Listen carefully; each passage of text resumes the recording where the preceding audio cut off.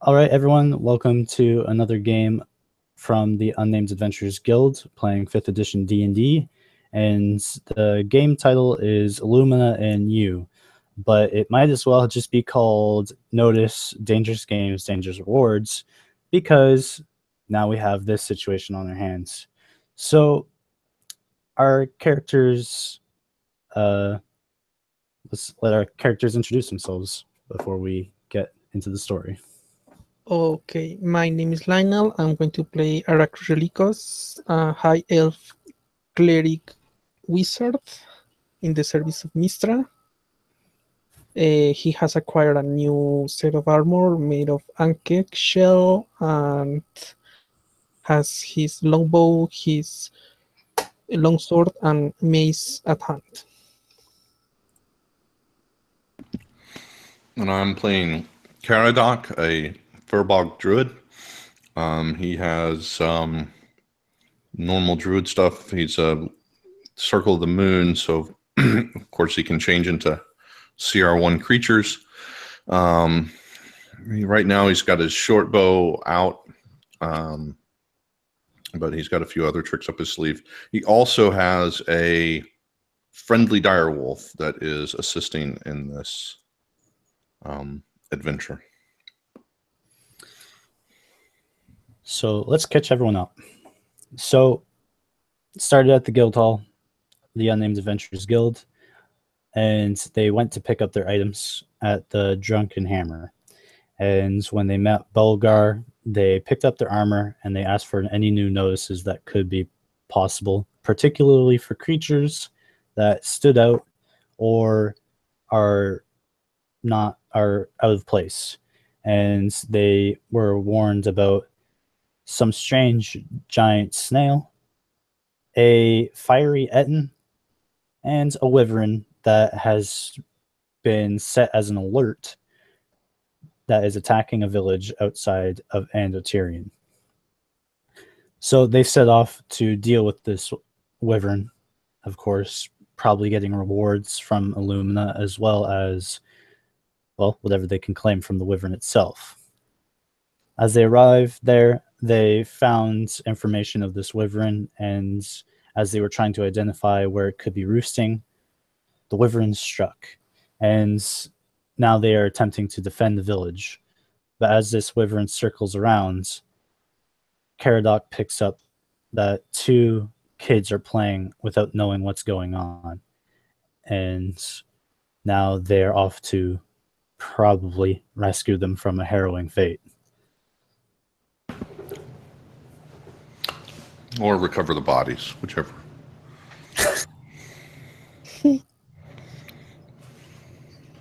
All right, we got to start over. No, I'm kidding. All right, so yes, so you run the 90 feet, and of course, the wyvern starts swooping towards these two kids. Because he is nearly 200 feet away from them, he, of course, dashes, and he closes the different distance swiftly, and he is merely 40 feet away from these kids, but also 40 feet to the ground.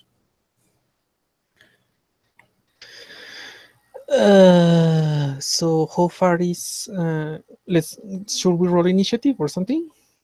No, it's Caradoc Okay. is probably about I'm gonna say 120 feet away from the wyvern at this point, including height. And Ericris, you're about 50 feet.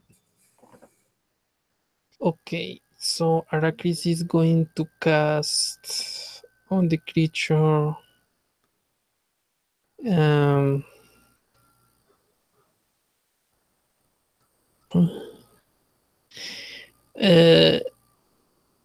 he's going to place a firebolt over the weaver, so it does not damage the kids, but obliges the pushes the with the explosion pushes the wyvern towards the floor, directly under it. So the range is 150, and the radius is 20 feet. So maybe he can put it in place. If you allow that, or otherwise he will use another spell he has prepared.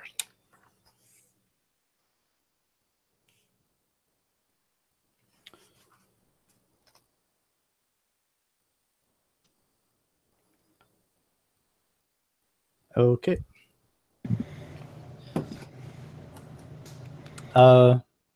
Roll. It is. No. Yeah, go ahead. So he can? No, why not? Okay. He's got to make a dexterity saving throw. Yes, let me a DC 14 dexterity saving throw. Yeah, he doesn't make it. Doesn't, so he takes 25 points of cold damage. All right. The chilling effects of this cold fireball slam from underneath him, from above and underneath. What am I doing with my life? Above him and push him into the ground. The kids, it tumbles and lands on its stomach, and these two kids are now frightened and terrified. Run away! And that's it. He will move, but that's it. He will. How far is he? He will keep 60 feet away from the wyvern. The wyvern is 50 feet from you. Okay, so he will move around, trying to cover the distance and protect the children. He has 60 feet of movement. All right.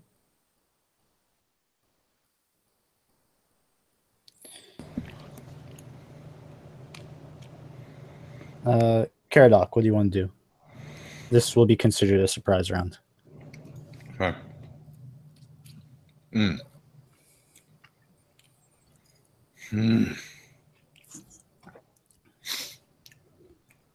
Well, I'm going to regret having cast that flame blade, I believe. So if I move 30 feet, I'm at 90 feet from the wyvern, correct? Yes. Have him make a DC, let me think, 12 strength save.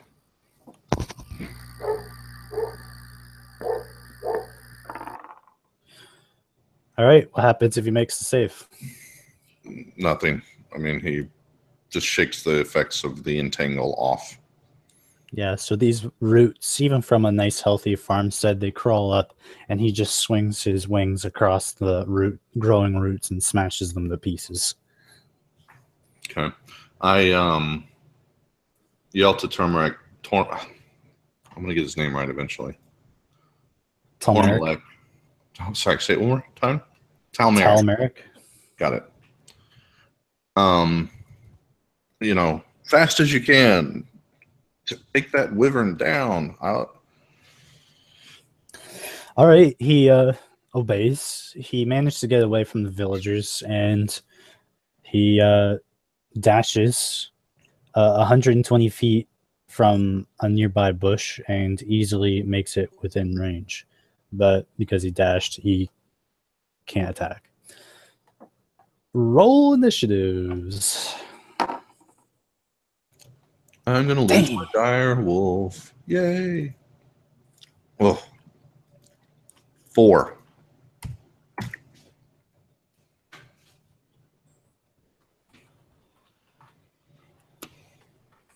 Nice.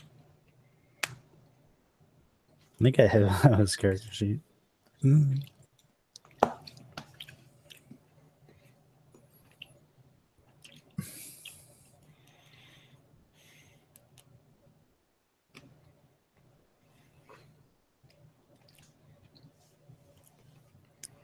Wait, did I didn't put his trip. Oh well. I'll tell you what it is, and you can add it under his weapons. Okay. His weapon trait.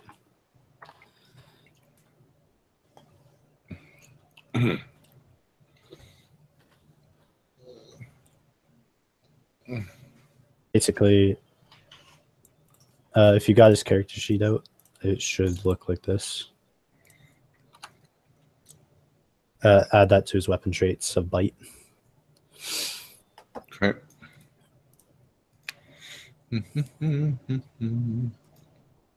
All right, so Telmeric goes first. And of course, he is at the rear of this creature, and he lunges in for a bite and actually manages to hit the creature. Good job. Dealing 15 damage to it, so a total of 40. And of course, once he bites down into this wyvern's tail, the wyvern manages to shake off Telmeric and throw him back to his normal position.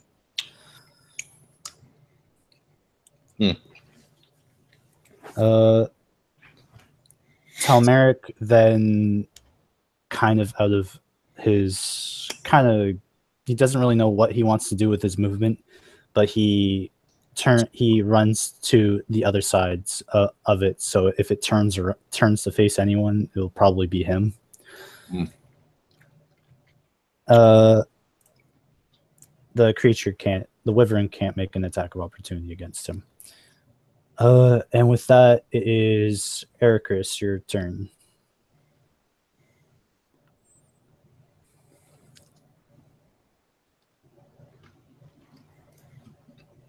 Ericus, did you mute yourself? Are you still there? Sorry, thank you. Okay, so I'm in trouble here. I can either earth bind or scorching ray the creature. Let me review what earth bind does. Choose one creature range. Yellow Swiss Flying away, I think. Well, that is definitely one of its effects. An airborne creature affected by this spell descends 60 feet per round until it reaches the ground or the spell ends, but it does not hold down the creature. Okay, it makes his movement, he reduces to 0 feet the flying speed. Yeah, so it binds him to the earth. Yes, so Arachris will cast Earthbind. Is there a DC? Let me check. 14 DC. Well, Strength.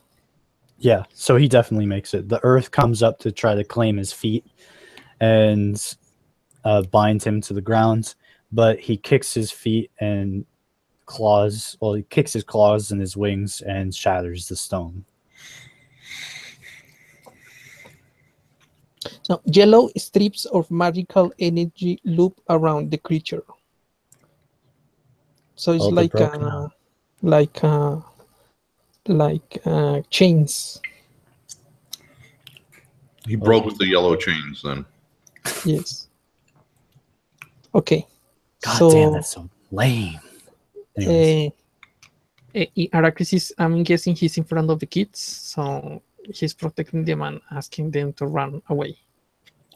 Yep. To their They're too frightened to listen to anything you have to say. They're basically just holding each other in the fetal position. Nice. Well, if they are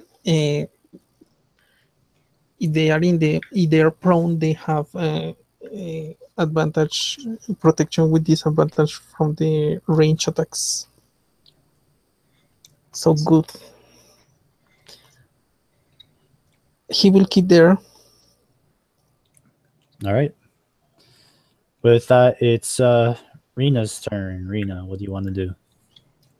Rina will fly towards the wolf, keeping a distance as much from the wyvern's reach and prepared to dive into the wolf if Heracles orders so, for him to heal the wolf. No. Who's going to die?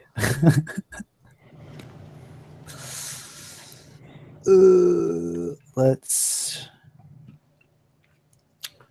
That's a lot of fucking attacks.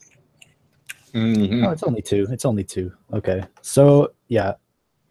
Ericris, it saw you cast the fireball spell, and although it kind of hates being bitten in its stinger, it definitely recognizes a powerful attack. So it leans in to bite you. 18 hit. Nope. It misses. And that misses. So it tries to bite onto you, and you get out of the way, and the stinger flies past you as your armor kind of it ricochets off your armor. Okay.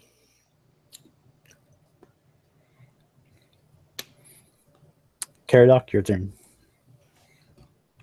How far am I from him? From the wyvern? I believe it's 90 feet now. All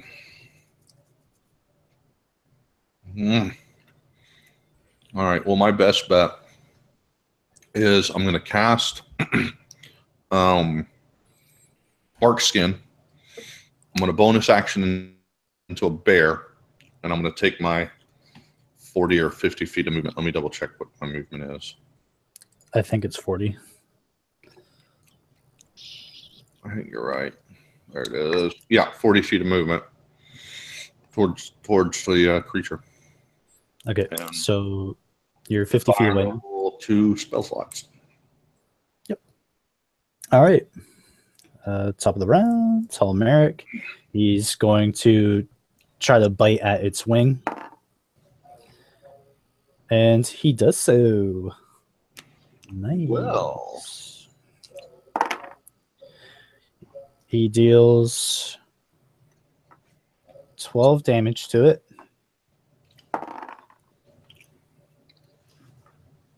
And actually, you can see the dire wolf just flexing everything in his body, and he actually manages to bite the wing by near its talon and actually pull it off balance and pull it onto the ground. Nice. Trip. It's taking everything it's got to do it, but it has been done. That's a boy. That a boy.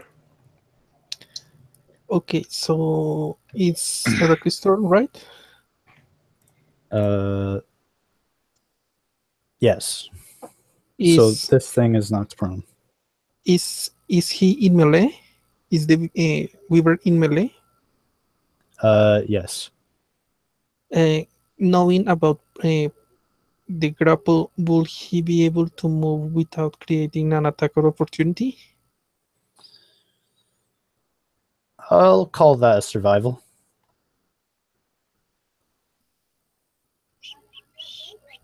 $16. Maybe not from its bite or any of its claws, but it can definitely do so with its stinger.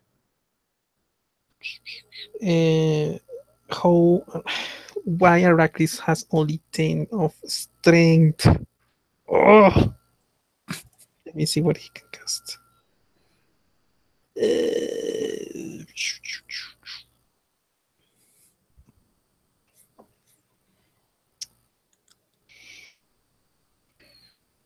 He's going to cast Scorching Ray, and since he's not in strictly melee, he can cast it without disadvantage, right? Yeah, so it's at disadvantage. Is or is not? Is. Oh, well, the question is, are you within 5 feet? It's not a question of are you within melee or reach. Are you within 5 feet? Well, it's still a question of even if he is in melee, he's knocked prone. So it's of course it's a large creature, so it's not really benefiting from laying on the ground, but its stinger can still distract. So if he's casting a spell, he is still considered threatened by the wyvern. Okay. And that's fine. It's your table, your rules, but look at it again, because I'm pretty sure the rule isn't threatened. It says it is within 5 feet. It's very specific. Well, he's still within 5 feet, so there you go. Good enough. Yes, since he's a large creature, being in melee is considered 10 feet from the thing. A square of 10 by 10 feet, sorry. Okay, so he's going to cast Will Radiant. Will Guiding Bolt be a disadvantage as well? yep. Okay, so he's screaming at the kids, "Run away!" And he's going to choking grasp the thing. No, yeah, they're too terrified still.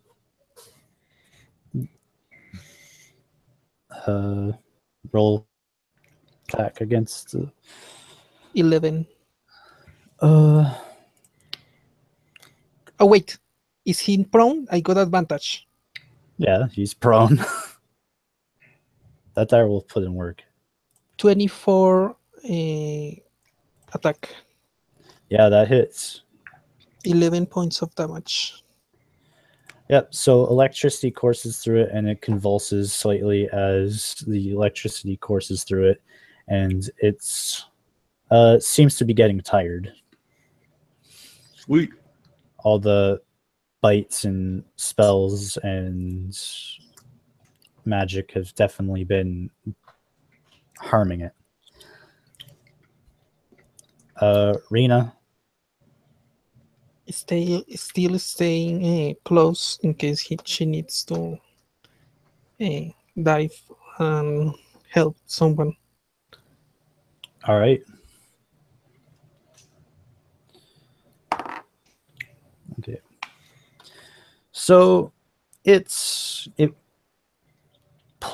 lifts itself up and is aggravated by the attempt that its prey are pulling against it, and it sees the bear behind it, and it doesn't really look like what is happening around here, and it attempts to fly away.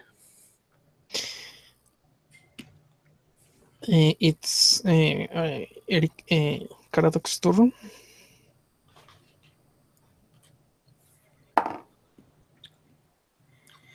Well, don't a few folks get some reactions if it moves? Yeah, I was rolling for Telmeric, and he hits. He deals 11. I say 11. That's just what he rolled. Yeah, he deals 16 damage to the wyvern as it tries biting back onto its wing. And the wyvern, attempting to fly away, can't pull its wing from the ground, and it just falls flat on the ground again. Nice. Direwolf Telmeric is definitely pleased, and he's shaking the wing violently.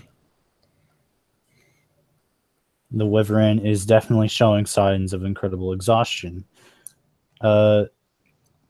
Ericus, if you wish to use your reaction for an attack of opportunity, you may. No, unless you count shocking grasp as a normal melee attack, he cannot use that because he has no weapon. Do you have Warcaster? No, not yet. No. So with this, Caradoc. I mean, I'm going to make as much noise as I can. And I guess I have to dash, so I won't have. I'll have enough movement to get to it, but I won't have anything left to attack. All right, you somber over to it. Definitely a hustle on your part as you stand. You're obviously this big bear standing beside it. You're still considerably smaller than this wyvern, but at least it doesn't look as big. Actually, and again, your table, your rules, but I am in the same size category as a wyvern. Oh yeah, I know. It's not much of a big difference. It's like Okay. he's probably got like another 4 feet on you. Ah, okay. He probably weighs less though, to be honest. No quips about my weight. I thought we were playing a friendly game here, guys. Damn bears. All right, so you show up and Telmeric just goes ham on this wyvern. And he gets advantage. Oh, yeah, he does. He hits it. This wyvern's just run into the wrong wolf, man. 10 damage, and yeah, if it wasn't already prone before, it definitely is now. It's like the Talmeric is just dragging him around, really. I'm just imagining it like this dire wolf, but it's really like a dog that gets a stick, but it can't quite get through the fence because it can't quite figure out which way to go, and he's just kind of walking around with this. Look what I got! Okay. It's definitely showing incredible signs of weakness, and you believe that it's on the edge of its, definitely on the end. Oh, let's kill this thing. Will Arachis know the approximate alignment of the wyverns?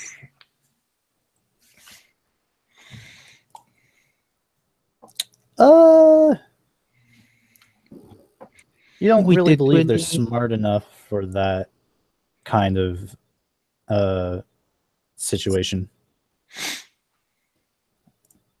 With the 28, he will know that his sting stings with poison, right? Yes, the stingers are filled with definitely a lethal dose of poison. Says, so he will attack to subdue if he can. Okay. Switch that advantage and shocking grasp. 11. Nope. You Okay. reach out to touch it, and it flinches its wing away from you. Okay. Rena? Same. Okay. The wyvern shakes off the direwolf, and it's definitely had enough of this direwolf's presence. And since it figures it can't fly away, it's going to attack him head on as a last-ditch effort. As the bite attack misses, and the stinger is actually going to hit him. Not good. So he has to make a save. Oh, that's also not very good. The Talmeric takes 12 points of piercing damage. And so let me collect my dice here.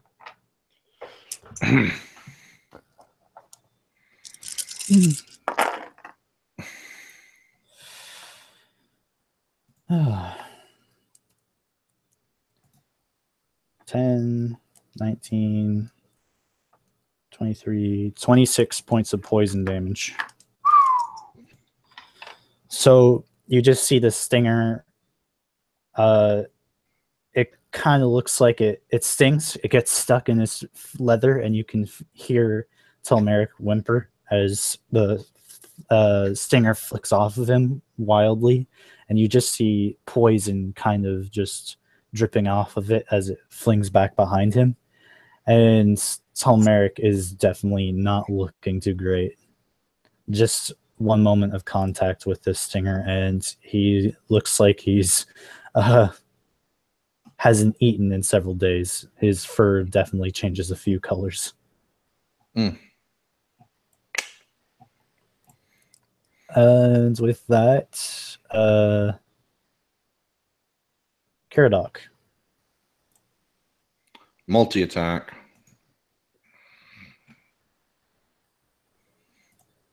Mm. 14 to hit. That does it. 6 piercing. And it looks like it's like it once you bite it, it like shivers and it almost falls over, but it catches itself and it's shaking its head. Natural 20. Nah, 18, that misses, bro. 18 points of damage. Yeah, so you in this, like, you see Telmeric suffering and you just smash it in the back, and it definitely, like, it gets hit, its body limps over, and its head just hits a rock as it falls over. It doesn't budge after that. I dropped my form, and how much damage did you say Telmeric took? He took 10 piercing as on top of 27 points or 26 points of poison, so 36 in total.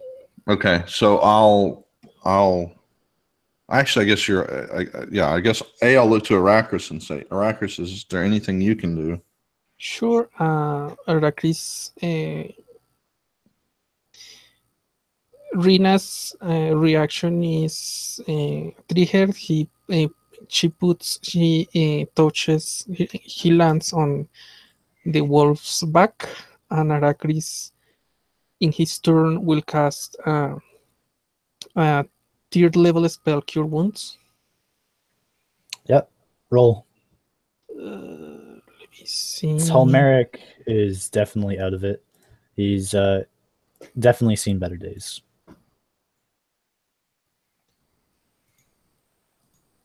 I can't believe this so low. Okay, so total of 14 points.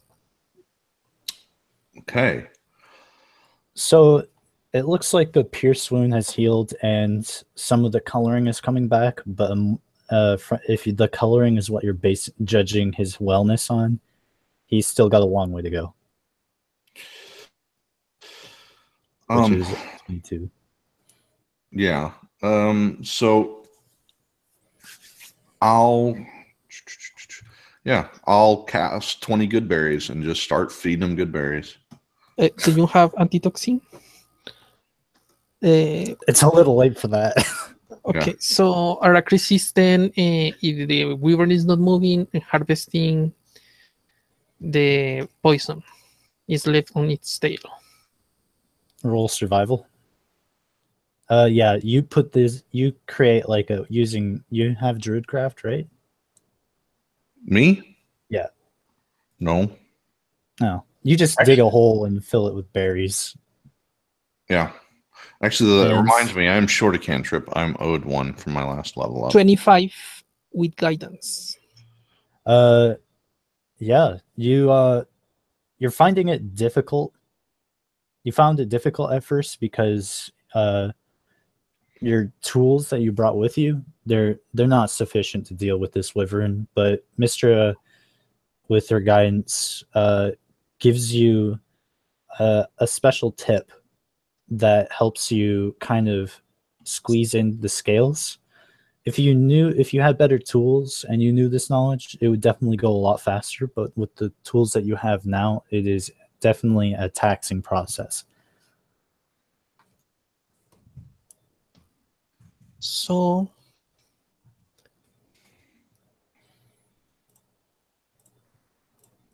you can do it, but it will take you a long time. Sure, he's taking the time because he does not want to that poison to drop when they are taking back the wyvern, when they're taking the wyvern back to Illumina. All right. So you're taking its poison out. It takes you like 4 hours just to dig this stuff out. But once you do finally get to it, you have its bladder that produces it. It's of course stops producing it once you pull out the venom sac, but you have it now. Okay. Yeah, Tolmeric just mows down on all these berries, and his face is all blue and purple, and his color is coming back to him. Sweet. So, can I do? Oh, I guess it would be a medicine check, just to make sure that the toxin's clearing his system. Yeah, so you do a medicine check roll. Ooh, natural 1! Yay! Yeah. So you're like, now open your mouth so I can see how the poison's affecting you. And he's like, oh, okay. So he's sitting there, and you're checking his mouth to see if there's anything strange going on in there. And he vomits on your hand. Perfect. He's like, he doesn't feel well after eating the berries. The berries are definitely mixing with the poison improperly, and he scampers off to go vomit. It's by a rock. The two kids have definitely like they definitely come out of their like stupor after like the first, I would say, 5 minutes of your little endeavor with the wyvern, and as you're kind of dealing with Talmeric's wounds and you start cutting into the hide, the two kids say, "Wow, you saved us." All right, you're still here.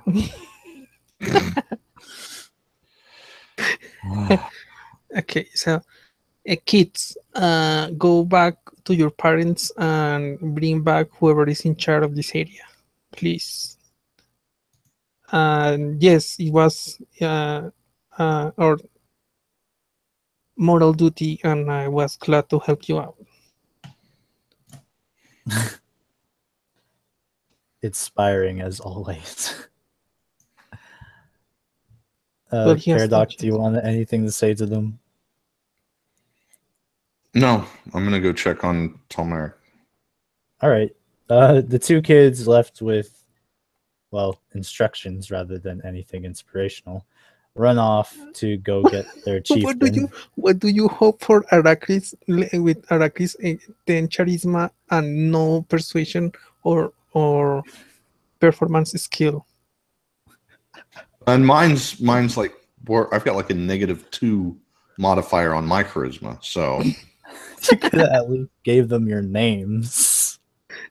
Well, they can come back and Arachis can talk more politely, but right now it's busy making sure that the poison does not spread. So No, the poison only affects living things. So once you cut the sac, it's definitely not dangerous to anyone.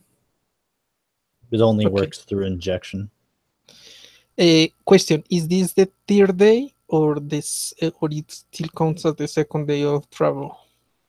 This would be considered the third day. Okay, so Arachis will make, after that, waiting for the others, will make another attempt, and if he knows about the property, he will spend a third level spell slot. Okay, so yeah. Okay, so yeah, definitely it's definitely becomes more stable. Do you attempt to use it? with the ration, normal ration, yes. I mean, he's only doing the survey.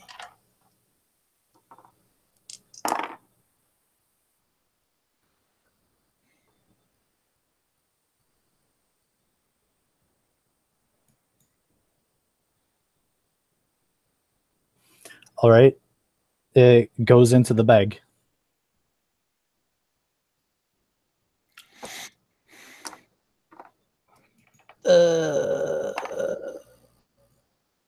All right. So you go see if Talmeric is okay, and yeah, once he stops vomiting, he says he gives you a sense of reassurance.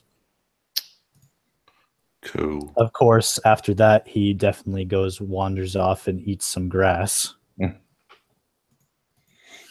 I'm going to go back to our cart and I guess do a short rest. Well, the villagers, of course, is as you arrive to the village, and so does Telmeric once he finds some delicious grass to eat. He catches up to you, and the villagers are definitely much more fond of Telmeric, watching him, of course, fight the wyvern and make sure it stays to the ground so that you guys can kill it. And they offer you to drink some of their mead and have some of their food. I accept. They definitely invite Telmeric, and he's definitely an intimidating presence to some of the other dogs. They managed to. So basically, I believe I made him 7 feet tall. Yeah. Yeah, he did 7 feet tall, 9 feet long, and he weighs like 900 pounds. Yeah, he's bigger than most of the other dire wolves you've encountered. Yeah, I would probably say all of them. Yeah, combined. So he's basically like a war horse. You could ride him if you were interested in it. Yeah, it's funny you mentioned that because this afternoon I was just piddling around. I'd never gone onto Hero Forge before, and I said, I wonder if I could make, this druid. Well, they didn't really have a furbog, so I did an orc, but I did have it riding a warg. So I had an orc in hide armor with an owl perched on its hand to sort of represent, affinity to animals, a staff in the other hand, riding a warg into the fray. Now they wanted like $60 for the damn thing, but still. Well, yeah, so they let him inside because he's not considered a horse, but once they realize how big you are and you have to like crouch down to get inside, and the dire wolf doesn't really have that luxury, so he hits his head on the top of the building, and then he looks around, and he's forced, in order to get in, he has to like lay on his belly and crawl, and then he gets in. I look at him and say, buddy, wouldn't you be more comfortable outside? I'll bring some food out and sit with you. I don't want to be in this cramped place either. He his ears fall back and his eyes are wide as he's kind of already halfway through, and he's like, you get this sense of like worry / fear as he tries to back up. And he doesn't seem to be able to, and he starts pushing himself back, and then he flops backwards and manages to crawl backwards, getting unstuck. Okay. You tell them to bring your food outside, and they move some tables outside. There's only like 2 members of the watch there, and they're just soldiers. They're definitely not paid enough to deal with a wyvern. The wyvern is in the wagon, right? How much do these fuckers weigh? It doesn't tell me in this page. Yay! Me.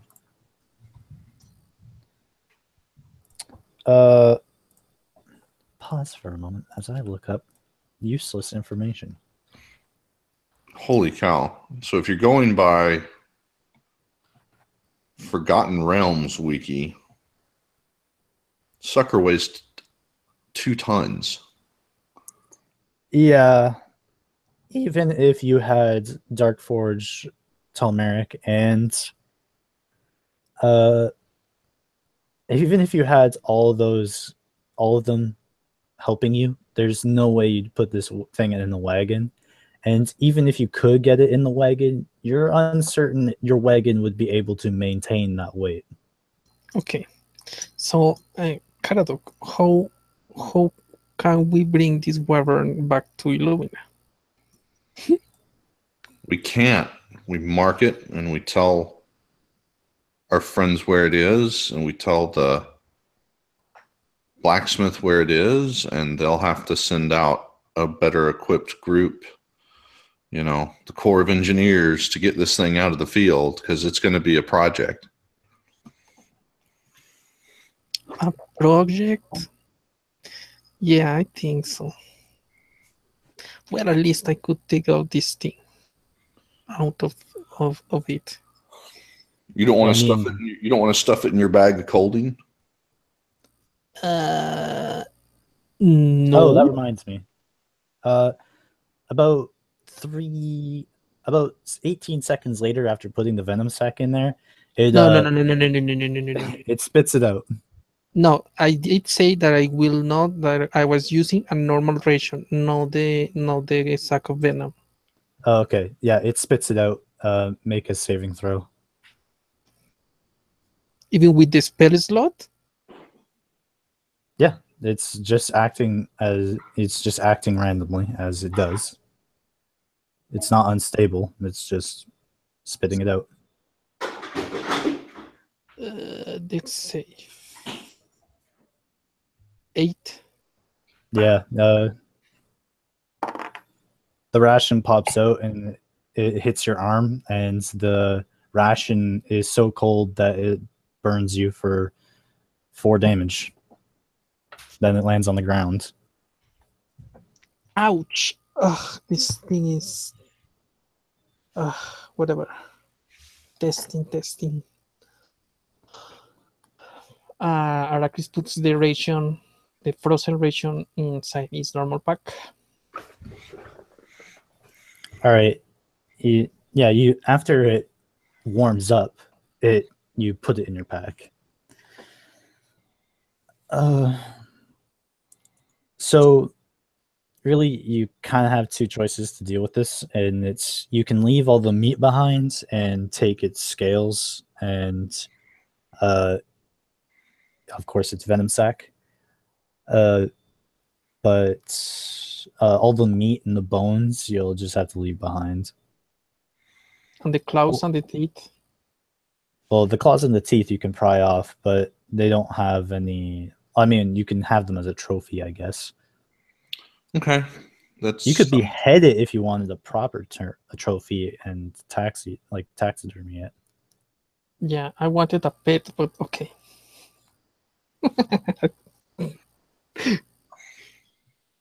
Yeah. It's a joke. It's a joke.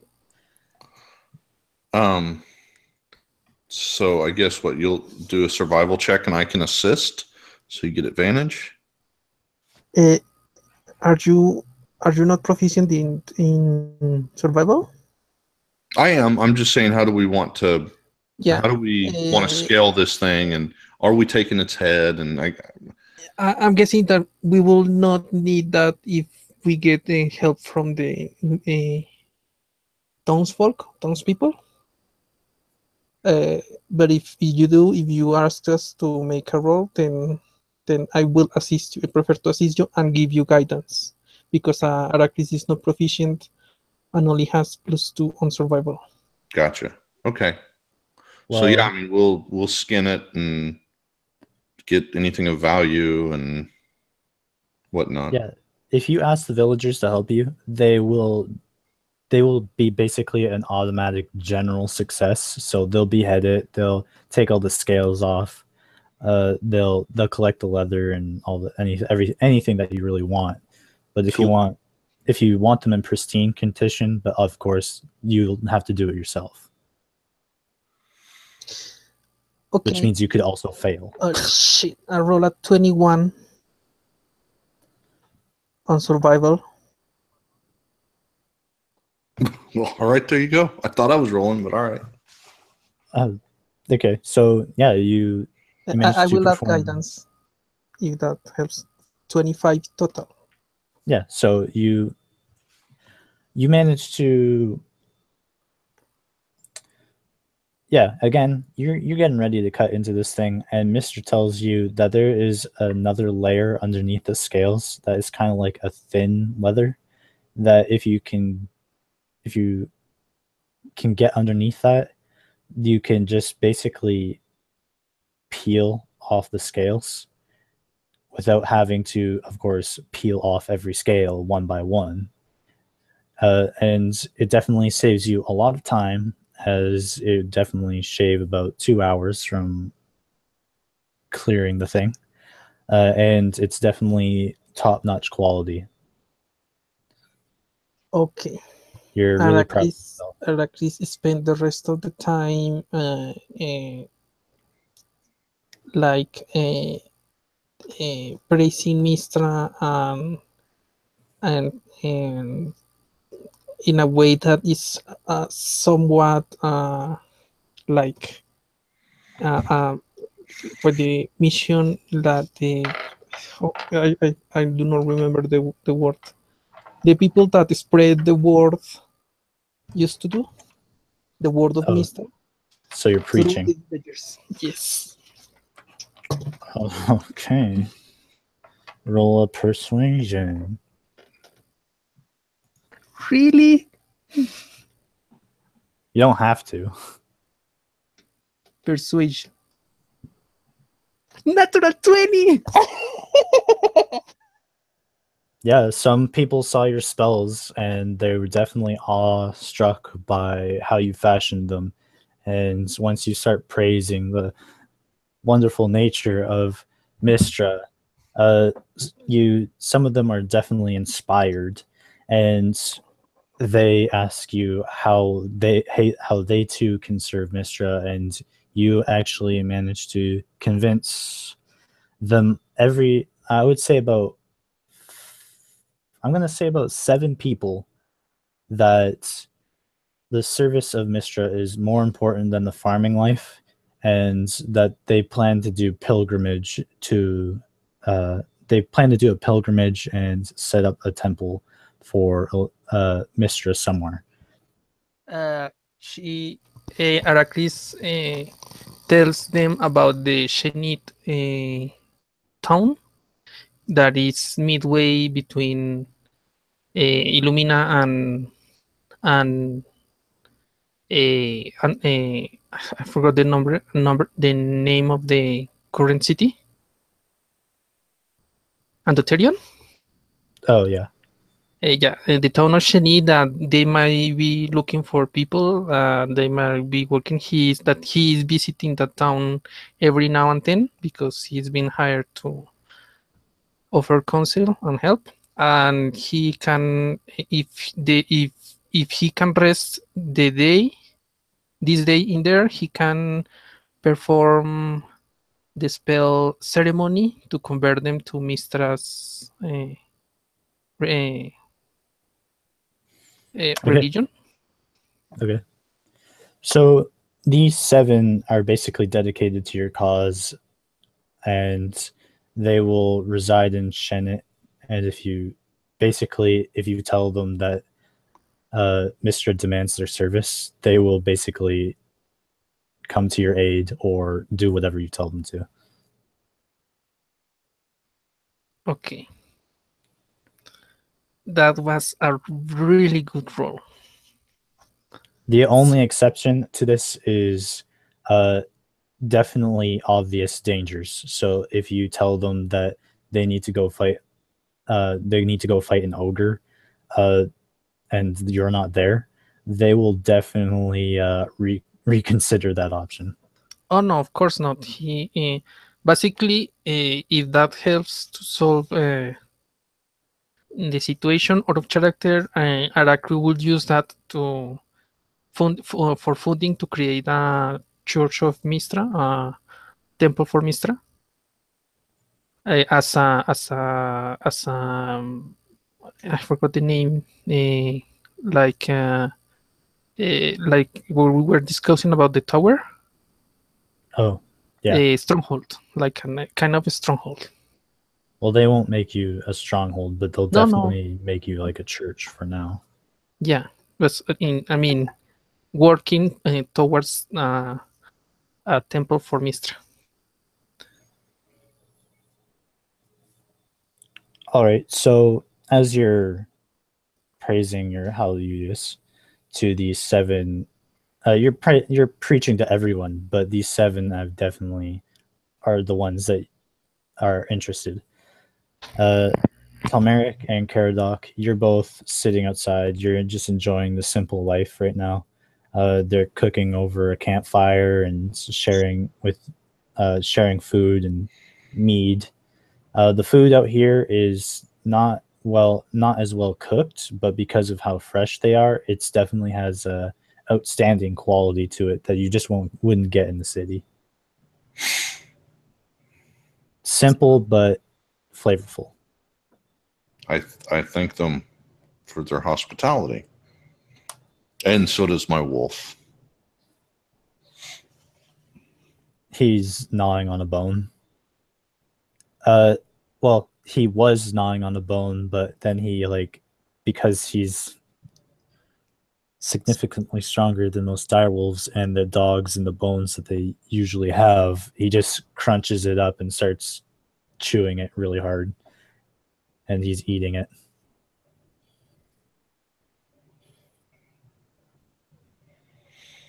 The villagers are definitely singing the praises of you two, and they have a celebration for you two for the night.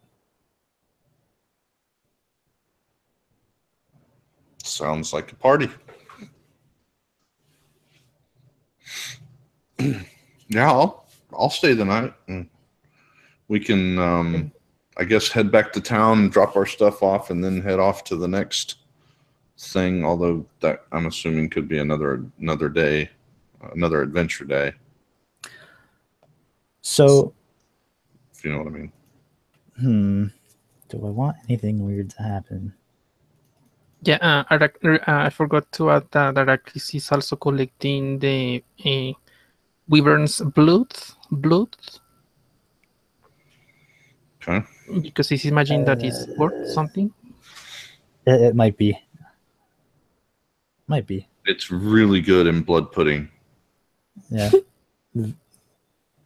Vampires love it. Yeah. An exquisite treat.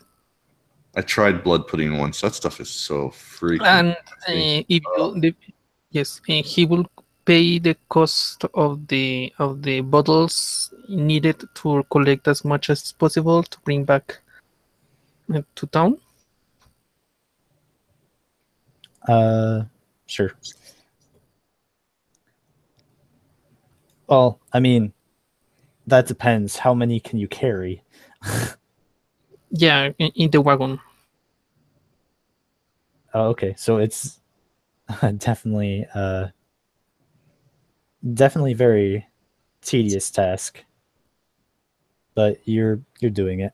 The servants are helping you move it back and forth while you drain the blood. I mean, wouldn't the wagon be able to come back to park near the wyvern? No, the Dark Forge, the area is rocky, and of course, which is the main reason why they haven't tilled it or put any animals over there. It's a clearing, but it's got lots of rocks in it, and it's kind of watery and mushy. So it's not.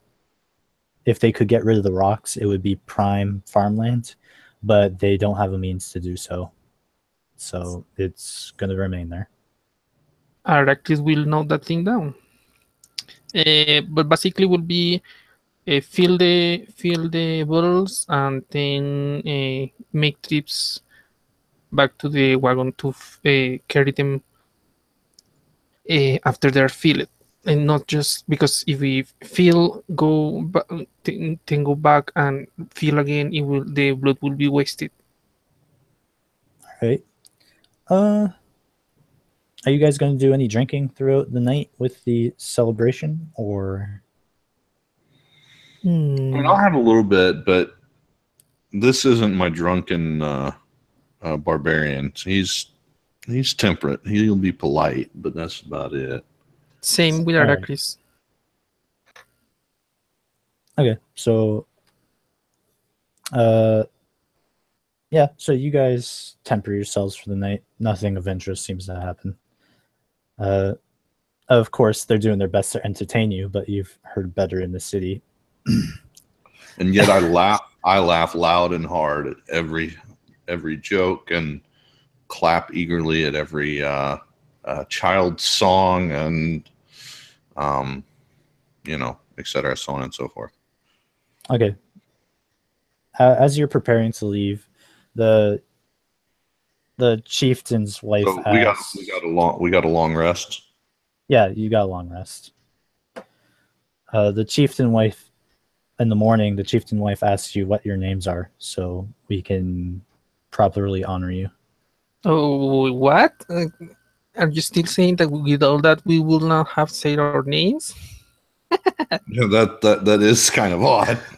I would think that we introduced ourselves as we were being. Well, you guys showed up, and then the wyvern attacked, and then nobody said anything about. And then okay, I imagine that after the kids has come back with the kids we saved, came back with the proper with the adults. He will present himself. Arakel will present himself, and all the stuff will develop as we have discussed. Okay. And similar, I mean, when I'm socializing with them for half the evening, I'm not going to sit there in silence. And if anybody asks my name, I'll say, guess. Well, you could have just forgotten. That actually he could have. That is true. That's true. All right. Just for simplicity's sake, you remind her who you are. And she says, thank you. And she takes note of it. And you guys, definitely the wagon is a bit stressed by the wyvern stales, the blood, all the blood that's back there, the poison that's back there. Of course, you guys have to ride in it. And then Dark Forge. So the wagon's definitely being a little stressed by this. So basically, 2 horses, each one can carry 500 multiplied by 4. Let me remember. The horses are hauling this easy. It's the wagon is not really designed to be carrying around. Okay, so Aracris thinks for himself, I need to reinforce this or buy a better one. Sure. And write it down unless he and wait until he comes back. Unless he can find something better in Andoterian, and the credit union is as well in Andoterian. So you want to go to Andoterian first? If Karadok is not hurried, yes. I guess not. No, I'll follow along. So you get to Andoterian. It's mostly a mining operation. They do have a fort there, and it's walled off, heavily guarded. The person that runs the place, of course, isn't able to greet you, so you just see miners, mostly along the lines of dwarves, orcs, humans, people who are generally trying to show off that mining is definitely their job, and this is where they want to be. So this is effectively a mining town. There's got plenty of housing. Of course, there's like a stone gate that leads into the mine, tracks that leads out, people sorting out rocks. They're all dirty and smelly. There's only one building that really, well, there's of course a tavern that is pretty mundane, and of course they have a bit of a market there, which is mostly just an open plaza.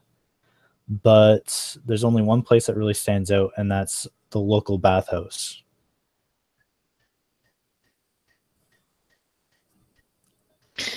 If we were not looking to solve more troubles, I would like to spend more time in here. Yes, and Arrakis, you know how Arrakis is, and somehow the thought of learning about mining crosses his mind. All right, so once Telmeric sees the walls and stuff, he asks you if he has to go in. No, of course not. Okay, so he follows to about 500 feet, and then he turns around and walks into the woods. You guys are now inside the open plaza. People think you're merchants, but once they see that Dark Forge is informing everyone that this wagon's has nothing for sale for them, they definitely look into it anyways. But once they see that they're not really interested in whatever's in the vials, and Wyvern Scales ain't gonna do them at jack shit, so they're not interested in spending their gold on anything that you have there. Okay. Politely looking around, trying to see if someone knows about carts or wagons that can be sturdier and have more capacity. You ask some of the locals there.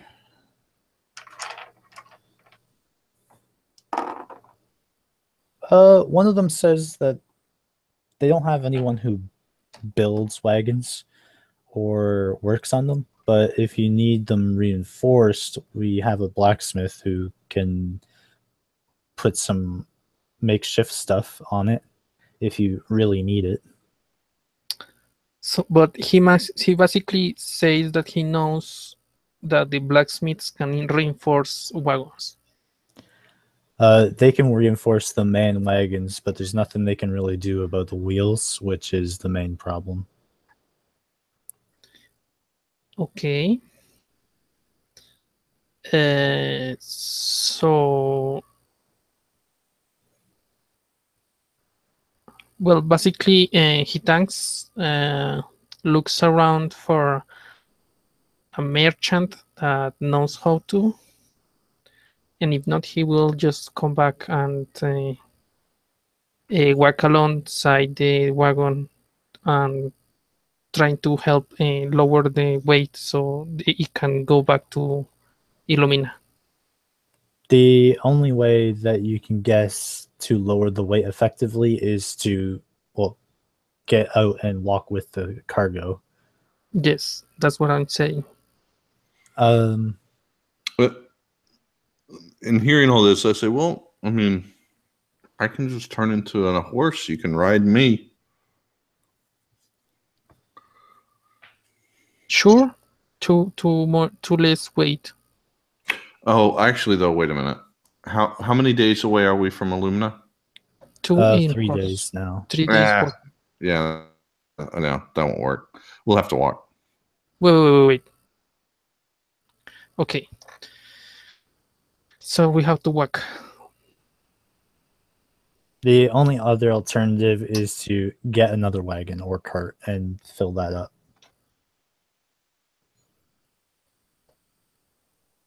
Yeah, but who will ride it? Well, you can just have it attached to the other wagon through tied ropes. The horses can still haul it.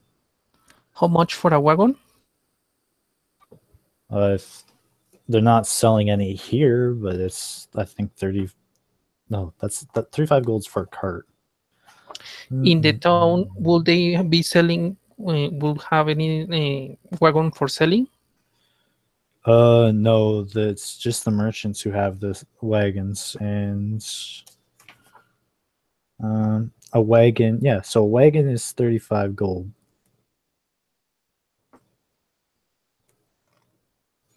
If you wanted to buy another one. Yes. There is none here. You could buy a mine cart, but those are significantly heavier. No. So basically, Arrakis will have not pack as much stuff as the wagon will have trouble. That it will break, but enough of they can carry in on it. Well, I mean, maybe I'm misinterpreting, but I thought it's fine as long as we walk. Sure. So, That's what I'm saying. So we will have to spend 3 days instead of 2 walking. okay, great. I love nature. It works for me.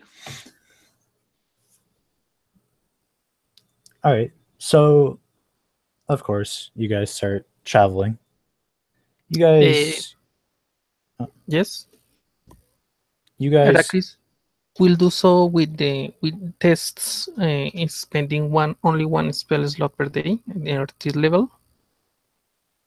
okay.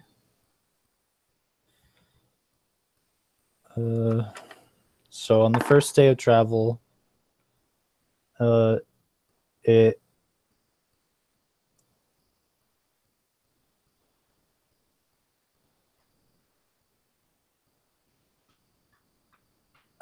okay, it's supposed to act normally. So it you put stuff in it and it actually keeps things relatively cool, and it's nice to have a cool water skin on a hot day.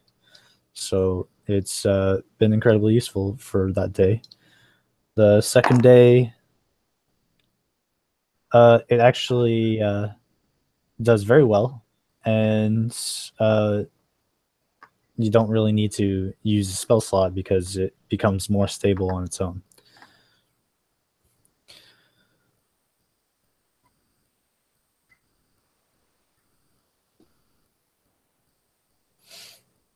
Okay.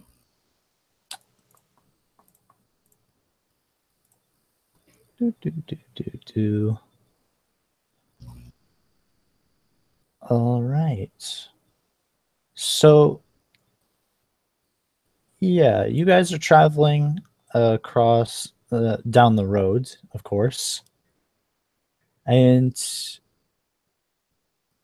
you guys witness some sort of pillar rise up in front of you. A pillar? Yes. Will Arrakis know what it is? How far is it? Arcana. It's immediately in front of the wagon. 12. Look anything like the pillars that were making the fire newts docile? This one seems just because you rolled 12 and just to answer with general information, they look identical, but this one is nice, is kind of, it's the fire ones that were keeping the fire lizards docile, they had a really thick base and came to a point. This one is, and they arced a bit, so they curved to form a point. This one is tall, probably about 15 feet tall, 5 feet wide, forms a cylinder, and there's tons of carvings into it,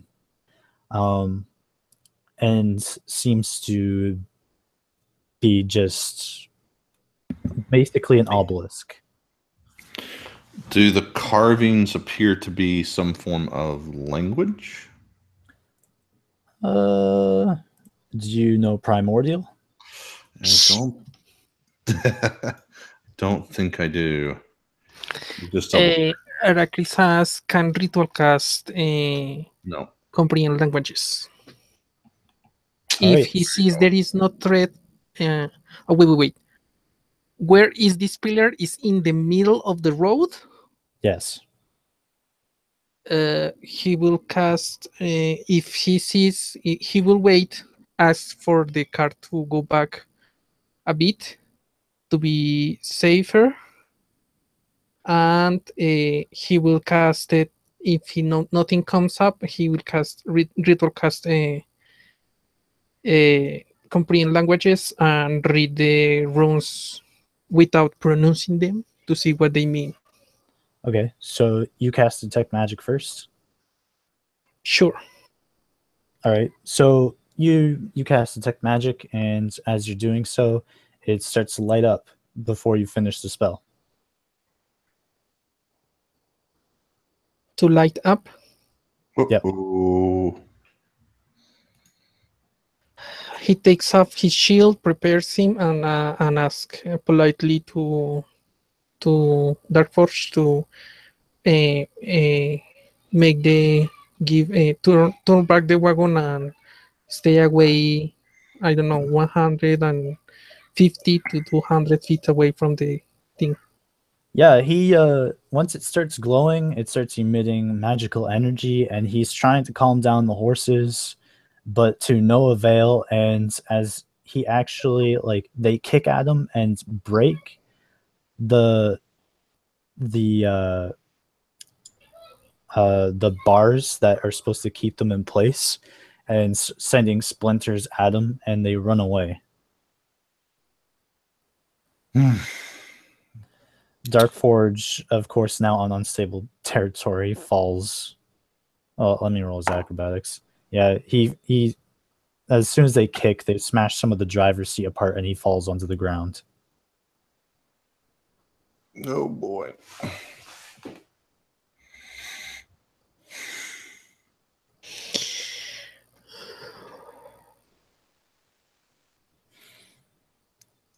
As you guys, He's preparing if you his wanna- shield, and Arak is preparing his shield and his arcane focus.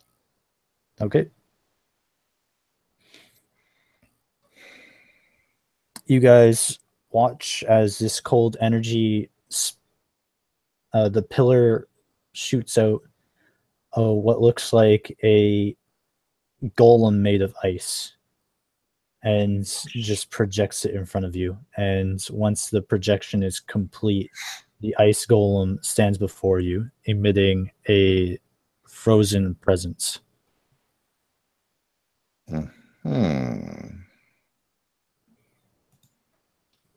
Is the pillar is still in there? Yes. So it is standing in front of the pillar, basically staring down Darkforge as he's kind of backed against the wagon. And you guys are, I'm assuming you guys are standing side by, like, on the sides of the wagon. Yeah, Yes. right there. I'm going to say, hey, Frosty, over here. Okay, he definitely looks to you.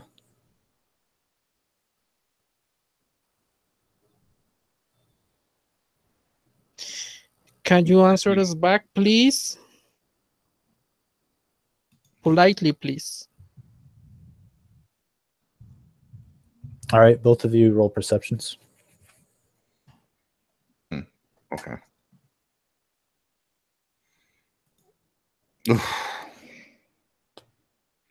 8.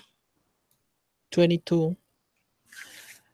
Ericus, you're waiting for this creature to respond when you hear another voice that doesn't sound like anything you'd imagine an elemental would say. It seems like a whisper in the wind. As roll Arcana.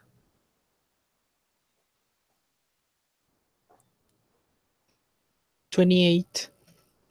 You definitely tell it's a message spell, and it since your comprehend languages spell wasn't cast, you can't tell what it says. But then the ice elemental, which was once kind of just standing, like being like just towering, now it becomes aggressive and it attacks. Yeah, Yeah, it punches Dark Forge while he's down.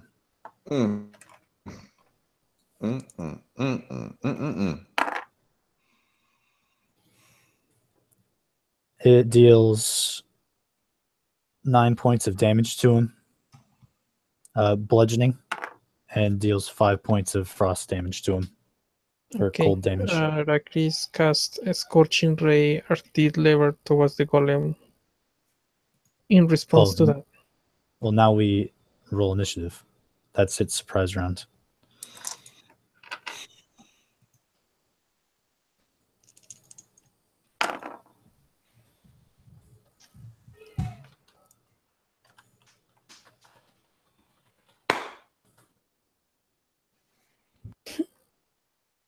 Let me roll for Rina.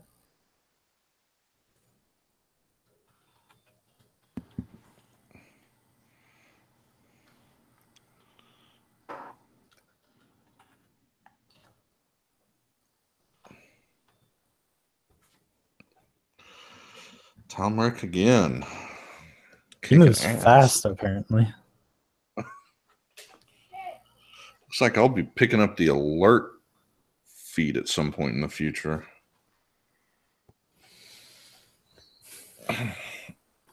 I'm gonna.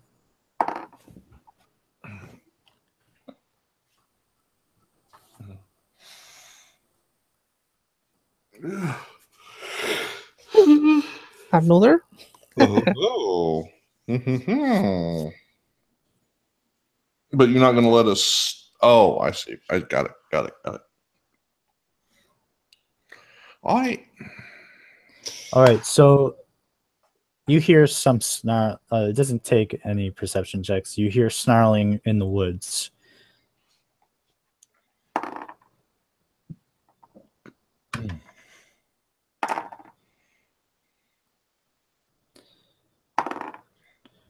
And you hear a large grunt as somebody falls over. Huh?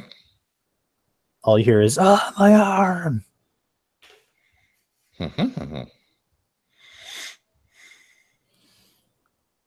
Is the portal still open? Is the what? Is the pillar still on? Yeah, the pillar's on. How close is to Rakris? I would say 15 feet. This 15 ice feet? elemental is large. So either go run away and close the pillar or attack the golem. Well, why don't we go in initiative order? I think he is next in the initiative order. Okay, well then who's gone so far? Because that's the part that I don't get. Oh, yeah, the mystery guy goes next technically, and then it's Heracris. So,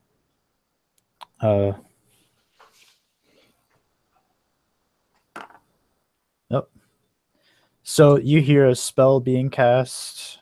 A large sonic blast can be heard, and you hear Talmeric get a loud yipe on his behalf.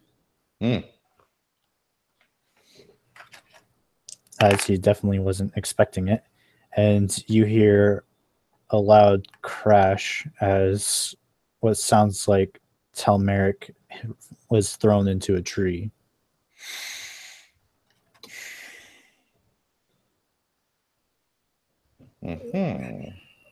These noises are coming from about 80 feet to your left in some heavy brush and wooded area.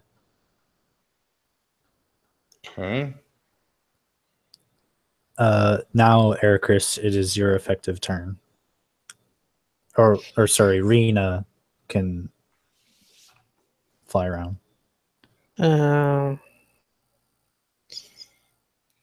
How far are the sounds coming from? For you, it's 90 feet. Because Also, you're on the other side of the wagon. So Rina will fly towards there. It has with dash 120. How high is she flying? Sorry, she has 60 feet of movement. With dash will be 120. I was asking how So- high was she flying? Oh yeah, she's flying high enough for still be at 100 feet from Arrakis and be safe from whatever is down there. Okay. So, yeah. Okay. So you're above what the Rena hears this stuff going on, and she's now flying above. Should she give you a perception check? Yep. With advantage. Because I believe they get that. Yes.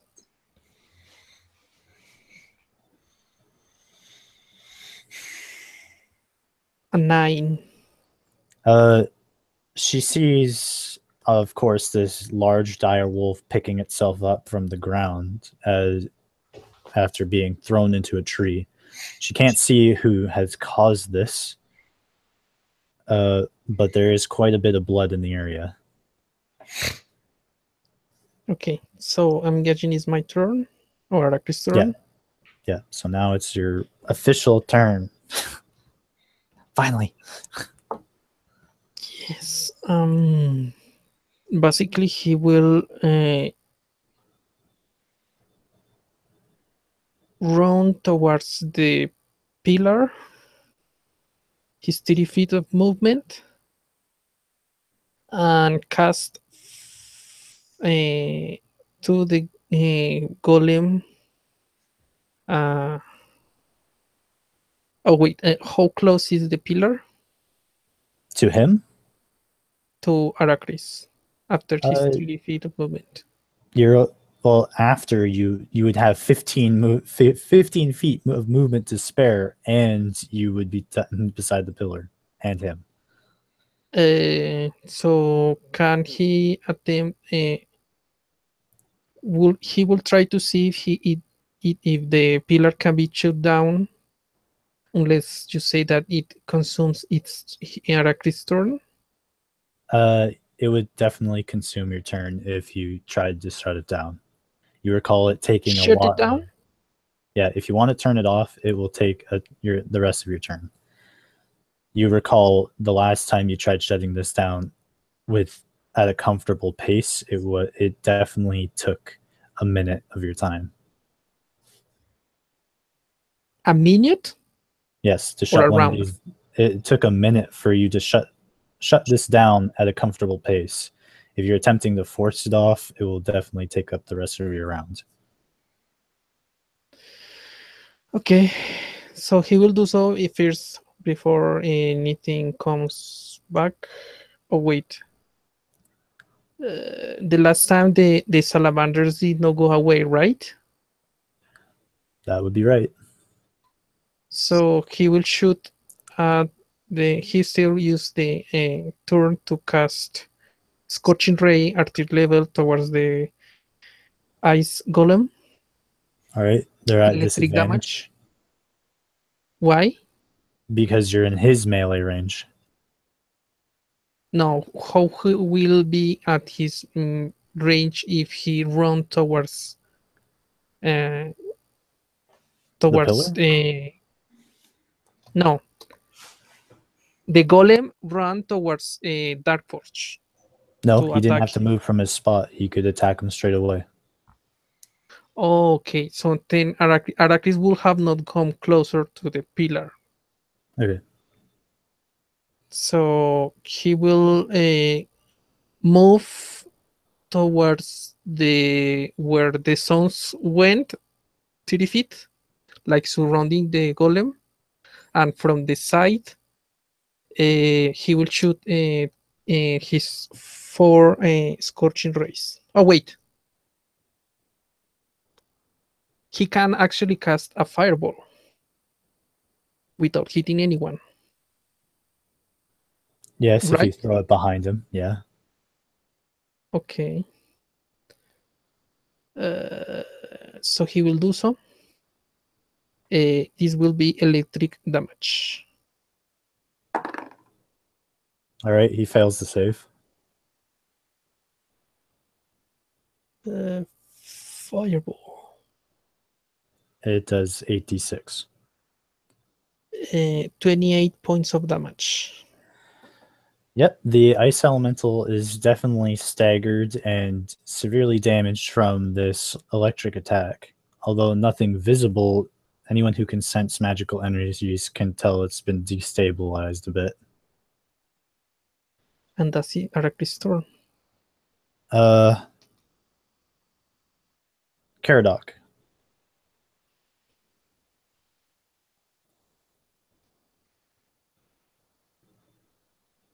Caradoc, please come back. Is he away? I was speaking into mute. Just a second. I'm just trying to look something up. What is Oh, he's got to be faster than a normal dire wolf. Let me see here. If you're looking at his character sheet, he has 60 feet of movement and he has mobile. Yeah, but I'm trying to find what I could turn into. Oh. So 50 feet. All right, so I'm going to cast Long Strider, then turn into a dire wolf and run 60 feet towards my boo and try and close in. Now, as I'm approaching, and I don't know, I still got another 20 feet or whatever, but I'm going to use his keen senses. So even if this douche is invisible, I'm going to try and sniff him out. Oh no, he's definitely. If he was invisible before, he's definitely not now. Oh, okay. Well, anyway, do I see him from down there on my way in? Yeah, It's pretty thick from outside, but once you breach that thickness, there's like 40 feet of thick territory, which is pretty difficult for you to go through. But once you get to the other side, you definitely see him. There's still plenty of trees for you to get in your way, but you definitely see him. He's wearing some robes. They're beige and with red trims. Simple wizard's robes. Other than that, he's carrying a tome, and he's got a bloodied arm, and he's holding it. Cool. I assume I'm not in melee range yet. No. All right. Well, that's my turn.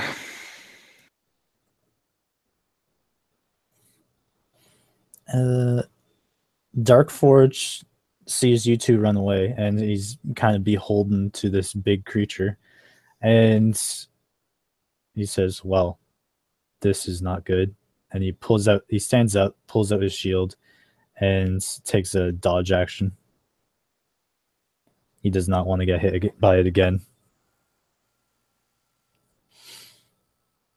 The elemental looks around and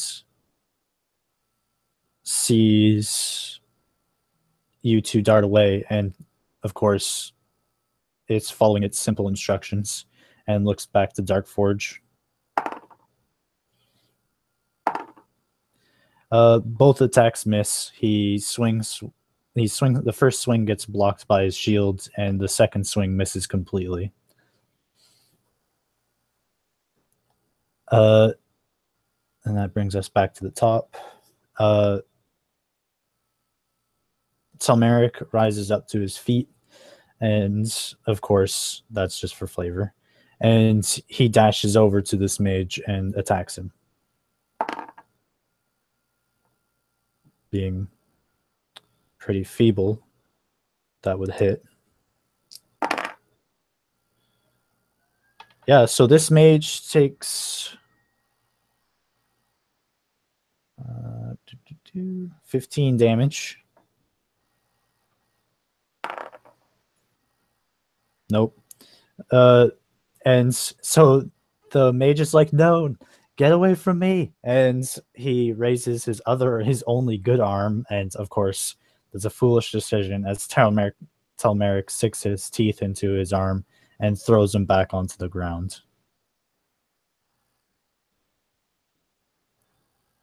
Rena, what do? You can obviously see all this activity.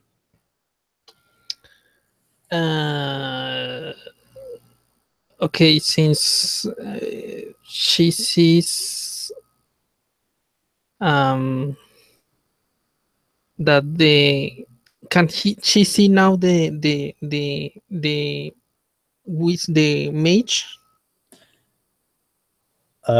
She sees the dire wolf, but she has with the perception check she rolled last time, she can see the Telmeric pouncing on something, but because of the treetops, she can't see past them.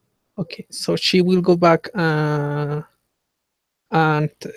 be close to Darkforge in case he needs healing.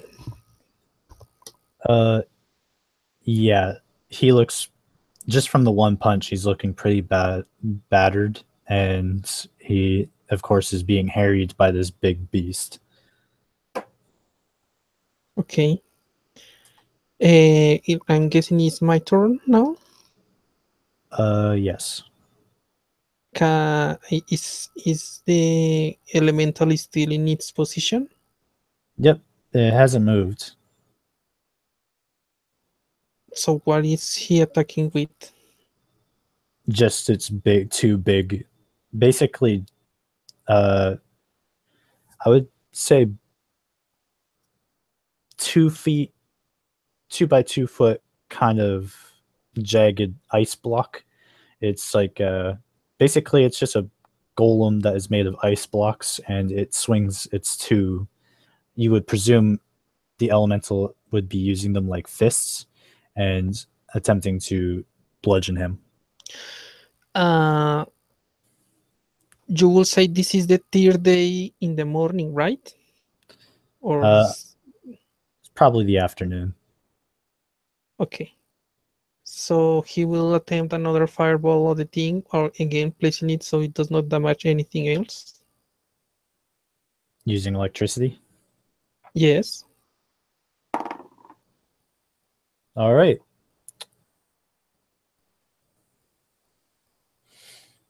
Half damage. 36 total. Yeah, so he takes 18 damage. So you think the blast will kill him this time, but he shows some quite amazing dexterity as he kind of falls forward, and most of the blasts miss him, and it just kind of scrapes its back and its feet, and then it pushes itself back off the ground. Yeah, he will try to keep his distance from the thing. Okay.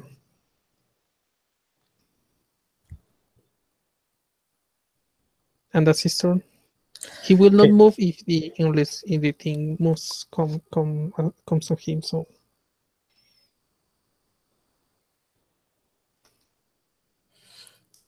Caradoc, your turn. Oh, is it? Well, hell. So from what you can see down on the ground, Telmeric pretty much has this guy unconscious already. He's just seems to be another flimsy mage. So he's not moving? Yeah, he bites him again, and as soon as he starts, like, you can see the guy pass out as he's hitting the ground from being tripped, and Telmeric is just shaking him to make sure he's done for. All right, I'm gonna. I'm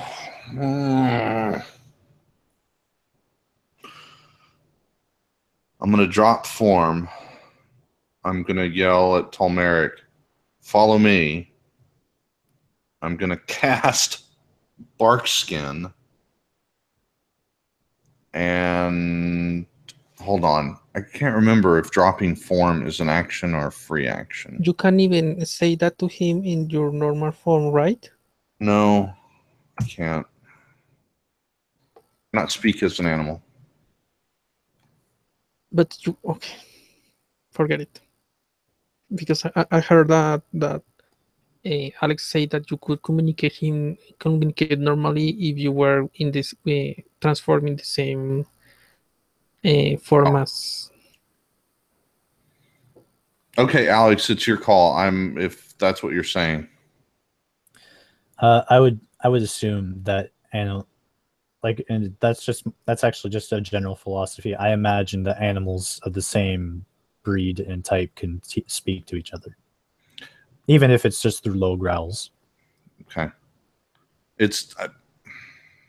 All right.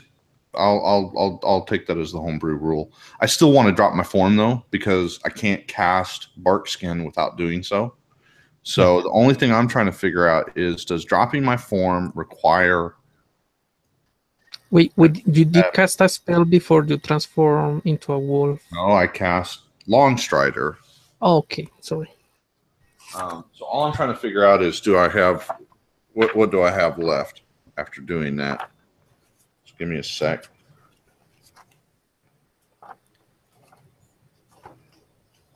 My gut says that's a bonus action to switch back, but I just want to see.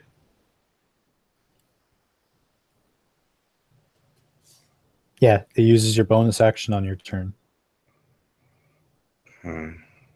Unless it says something different in the circle of the moon. Normal form by using a bonus action. All right. No, and it's no different under the circle druid. It's just the changing into is a bonus action. So bonus action, swap out, action, bark skin, yell at dog, and then movement, start hoofing it towards the elemental. You tell him about the elemental? Yeah. Okay. He lets go of him. And whatever, yes. Yeah, he can in his human form, in his furbolg form, he can communicate ideas clearly to the direwolf, but the direwolf cannot talk to him back. That's right. Unless I cast speak with animals, which I'm not going to right now. Okay. Sorry. So yeah, so you cast bark skin on him or yourself? No, I cast bark skin on me. I can only have one casting of it up. You could also ask him to bring the mage towards the. I'm gone, dude. I yelled, "Come on, bud, elemental!" and start hoofing it. So you cast on him? You cut out for me last moment. No. Okay. I cast it on me. Okay. So yeah, he gets the idea and he drops the body and starts of course as kind of expected, he runs past you. And he has to take his dash action, but he kind of jumps close-ish to Darkforge. So they're both 5 feet from each other, but not in front of them. Okay. And the elemental looks at this direwolf, and of course is getting defensive. Right.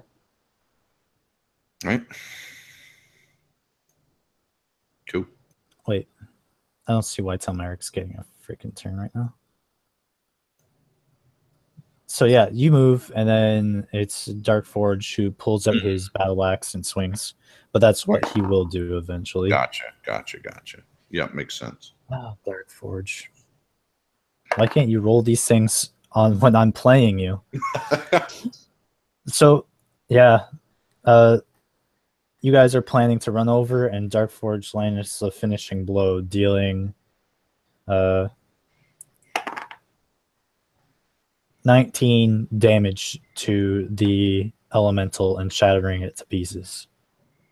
Nice. Is the pillar still on?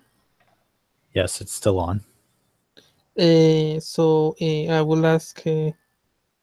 I need to turn this thing off. Please bring back the mage.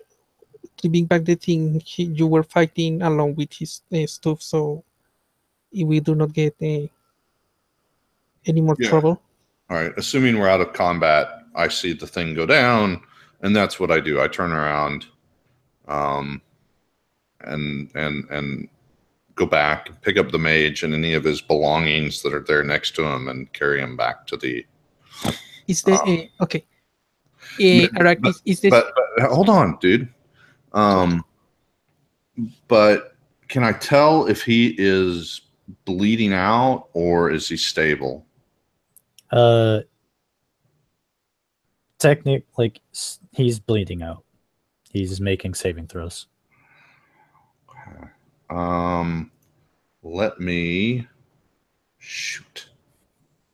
Let me give him a single healing potion. Okay. I'm gonna roll to see how much it heals him. What was that? 2d4 plus 2. So Ooh, 7. Really, it's too many, but okay. So yeah, you give him a potion, and well, if you want, you can just give him a small sip of it, and you can preserve it and just let him recover. So just call it a point. Yeah, you'll still have the potion for later use. All right. And when he comes to, I tell him one wrong move, and I am just letting that wolf rip your throat out.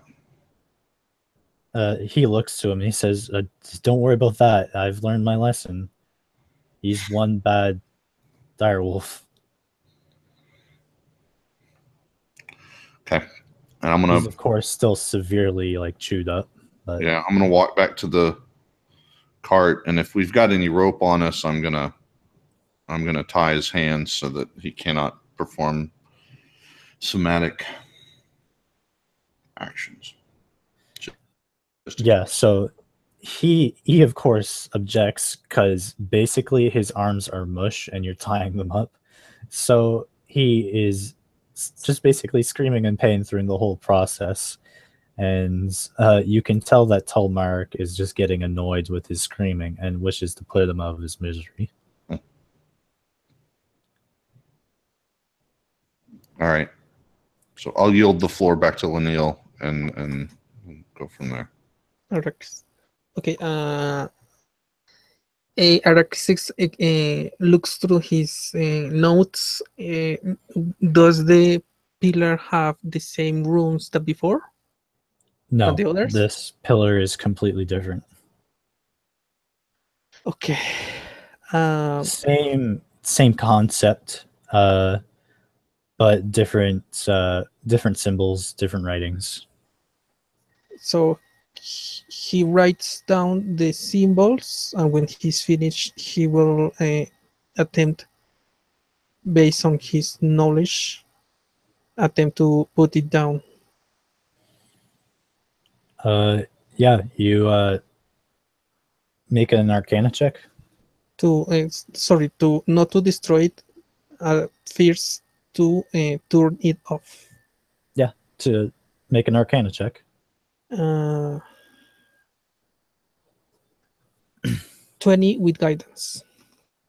Yeah. It has, despite the differences, it still has similar methods of turning it off, and you're easily able to mimic the process from before, and it shuts down. Does this mage have with him something, a book we can look through? Yeah, he has his spell book. He's looking through to see if anything weird comes up.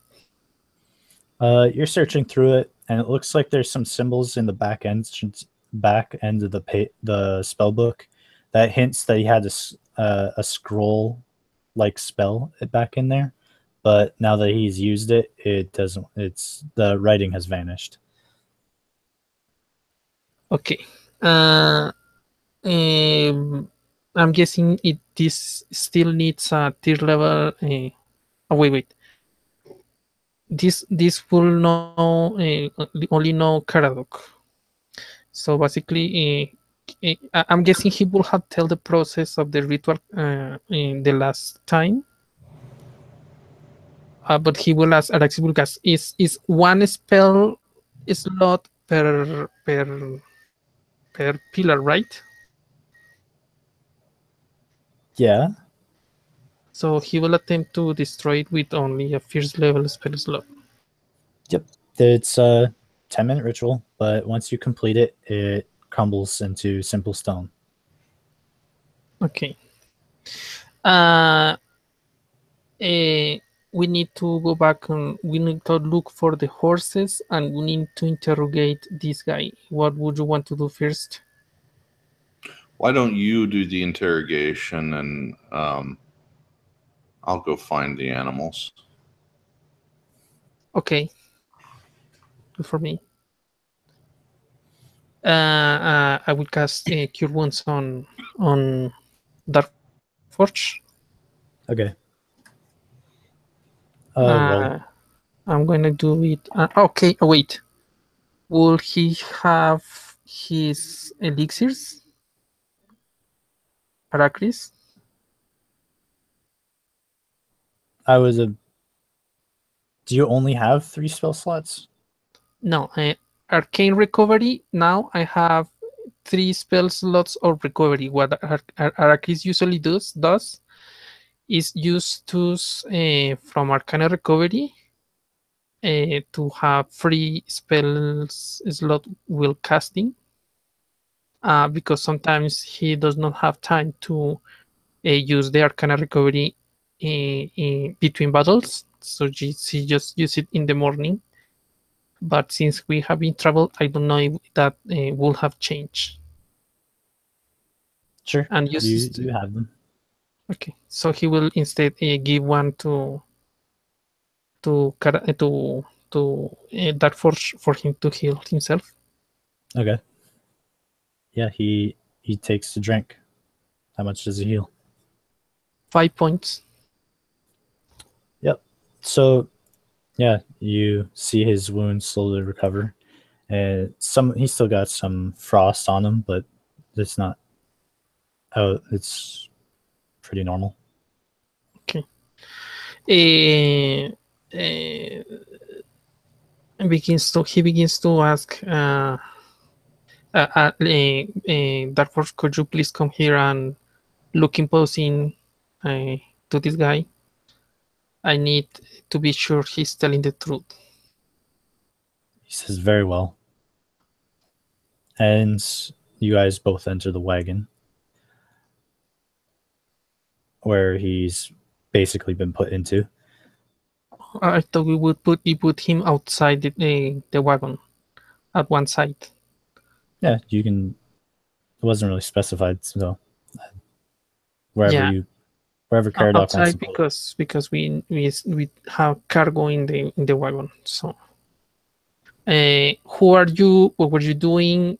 Why are you out here? He says, "You're the one interrupting our plans, turning off our pillars. We needed that fire oil. Also, you were the guys, right? Which is your organization? He says, we don't have one. Dude, it's the first thing to do. Unless you're doing something shady, you go to the local authorities, ask for a permission, and publish it so people know you are working in there. Otherwise, people will come and disable stuff they are worried about. So let me guess, you're one of those filthy wizards who work in the wizard tower. And with that, I'm guessing you are not from the Wizard Tower. No shit. Can I ask why? He says, because I can't stand being in a stuffy library for hours on end. I'd rather just cast my spells. And a lot of other people felt the same way, so we left that place. Not like any tomes or scrolls were going to help us anyways. Are you mad? Are you really a wizard? He says, no. Research is the first important thing in our studies of magic. Research. And we cannot, we can go and experiment by ourselves, of course, but it takes time. We can help from other studies as well. I mean, just tell me who you're working for. Says, I'm going to turn you to the authorities. He says, and tell them what? That you attack us. You attacked us first. No, we did not attack you. We disabled your creations because they were causing trouble in the area. No one goes there. And the ecosystem, what is just stuff? Yeah. So I'm not there, but I mean, you would remember how much your druid friend and his animals noticed how damaged the environment was. I mean, I know I'm not there, but he says nobody goes there. The animals do. Yeah, but these sorcerers could give less of a damn about animals. Yeah, I mean, if you do not know, let me explain it to you. Even the animals have their part in the nature. If you unbalance that, everything around goes down as well. If there were not animals to feed from, you will die from hunger. Did you get that?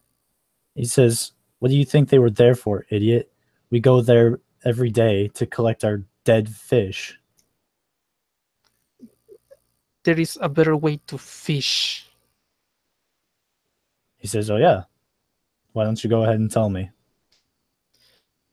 Well, yeah, fishing is the normal way, and it's safer, and it's more practical, and it does not disturb the environment that much. And I'm stalling here because I'm waiting for Karadok and his wolf to find the horses. Oh, they'll be gone for a while. Yeah, so tell Merrick, so Karadok, you're walking off away from the wagon as he's turning off the pillar. How do you want to tackle this problem? Hey. Sorry, give me 1 minute. Talmeric, are you able to smell where the horses, what direction they went off in? He's almost insulted that you that you suggested that. I mean, he will have catch the scent from the travel toward from Illumina towards Andoterium.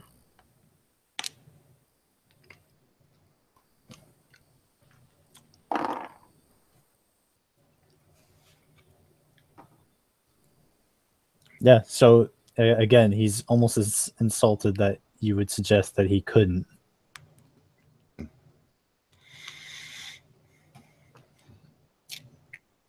Okay, lead the way, buddy. He howls to you, but he can't communicate what he wants to say.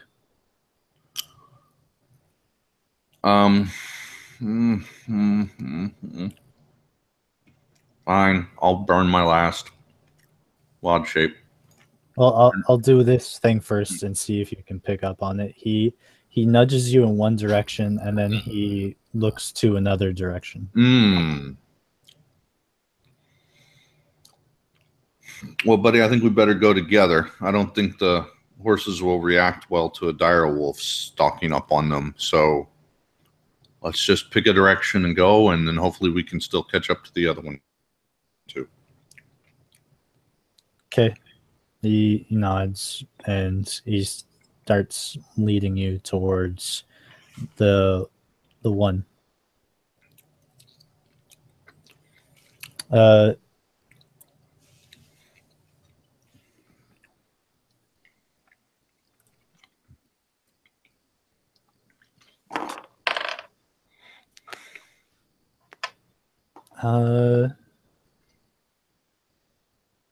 yeah. So he leads you to the horse, who's now what is like probably 500 feet away, grazing in the woods.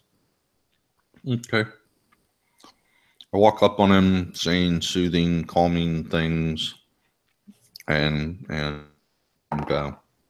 get him, get his reins, and lead him back, and then basically rinse and repeat to get to the other horse. Yeah, the horse looks around frantically, as you can tell. It's still a little startled from before, but it doesn't notice Telmeric, and it lets you lead him away.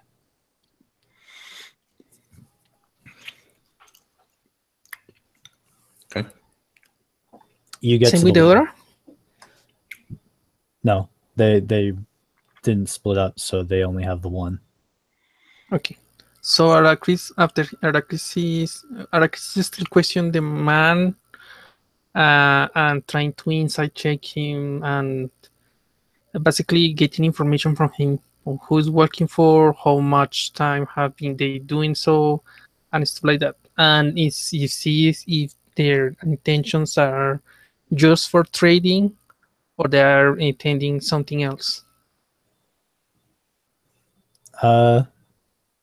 Yeah, roll persuasion and insight. So 13 persuasion and insight 15. Should I don't know. Well, he will recognize the spell, but maybe guidance will help Aracris deciding, getting a better idea of what to say to the guy. Well, even if you cast a spell, it's not like he can do anything about it. So if you want to use it.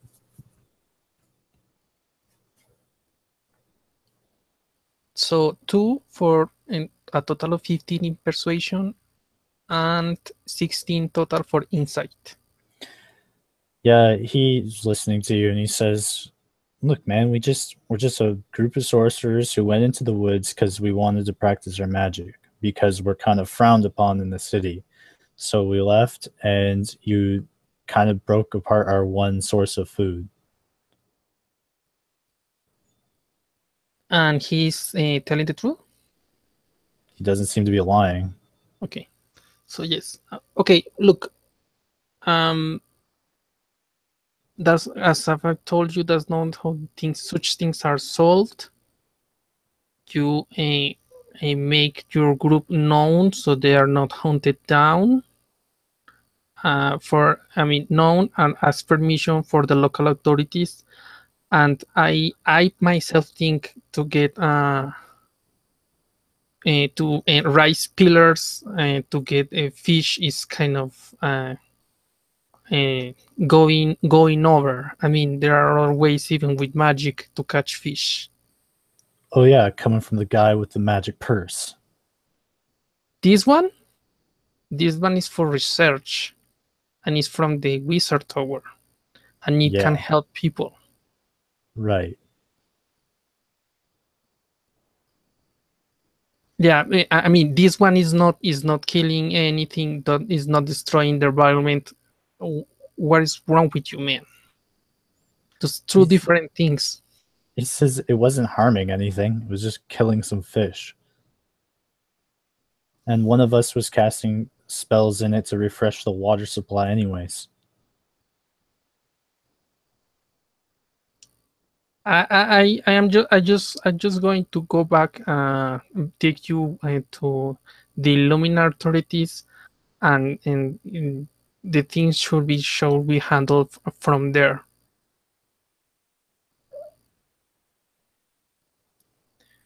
I am not intending to kill you. I'm not that kind of person. for you to know. And if you really need help, you can come with me, and we can manage ideas for your group to survive and be environment friendly, and be and do your business properly. Yeah, they could always join the guild. I'm sure that those skills could come in handy. Yeah, he spits on your boot. Anyway, I tie the horse up and go off to find the other one. If the living the man is still there, being guarded by Darkforge, he will use his mending spell to mend the things that were broken when the horses ran away.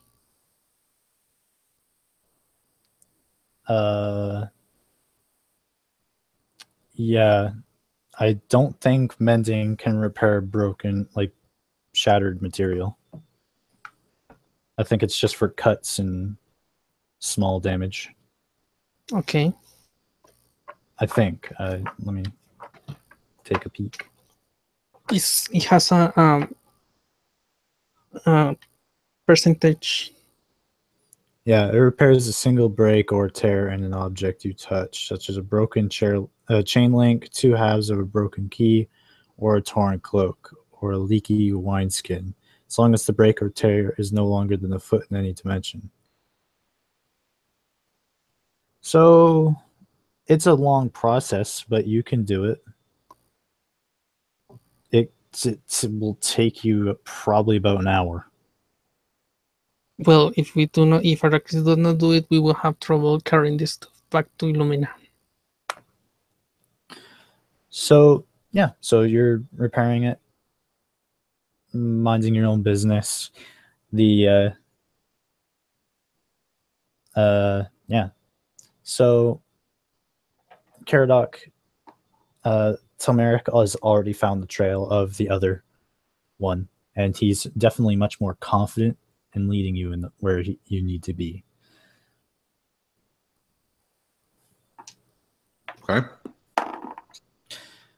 You spot this horse near a pond, drinking some water. Again, probably about 600 feet away. I tell Tomric to, hang back. And I walk up. Hey, horse. Come here, horse. Let's go back. I'll protect you. Come on. Yeah, so just like last time, the horse looks around. He's looking around for this, like he's looking around for danger. Of course, the direwolf counts as that, but doesn't spot him, and follows you back. Once you get everything, by the time you get back, Ericus has repaired the pieces to hold them, allow you to pull the wagon, and everything is back in order. I will use another spell slot to heal the wolf again. 2nd level spell slot. Okay.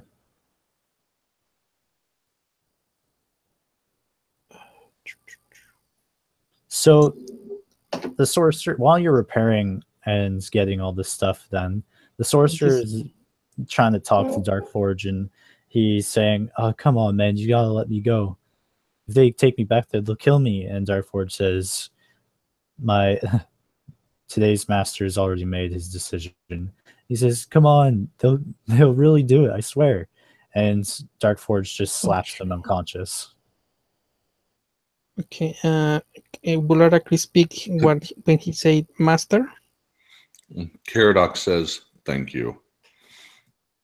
It is a total of 17 points of healing.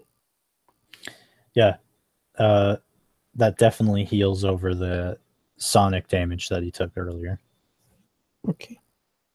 Will Arrakis have picked the words in Darkforge say? Yeah, you can all hear him clearly. The conversation's like 10 feet from you in there. being pretty loud. So Aracris goes back and says, "Look, buddy, I am worried. I mean, I consider you a friend and a teammate, not a slave. If you want, I would prefer, but it's your choice. Your choice. I would prefer for you to call me friend or Aracris. But I don't want to rule over you." He says, "You asked for my assistance, and I am here to assist you. Therefore, you are my master in that regard."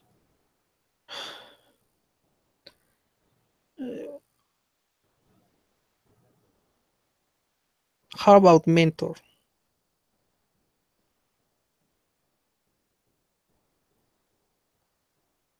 He kind of looks to Caradoc for some outside help. He doesn't seem to be able to comprehend that.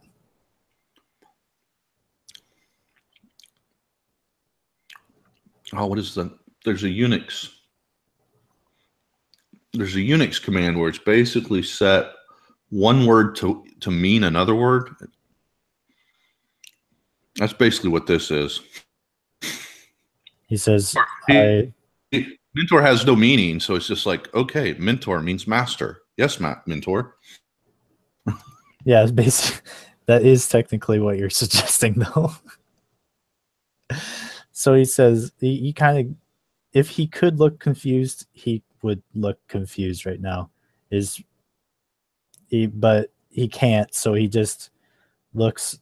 You can see his like beady, glowing eyes look at the two of you, and then he realizes that he remembers he can't look confused, so he scratches the back of his head. Alias. Okay, I think we have to work even more on your social skills. I will have to look guidance to address your true core. Araclis says this meaning his elemental spirit rather than the mechanical compounds he has. He says, "But you told me that you weren't my master, and then told me that you were my mentor." Which are close to the same. Master, the master, as you call it, are those who give orders and you cannot disobey.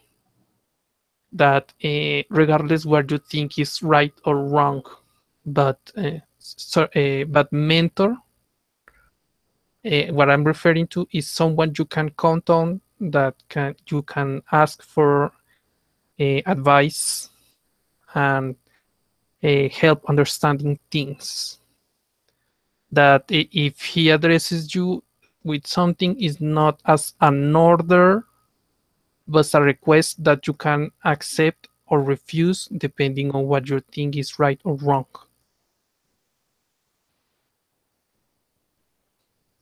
He again scratches the back of his head and he says, "It appears I have a lot of mentors." Okay. Could you please help us drive this wagon back to Illumina, to the guild?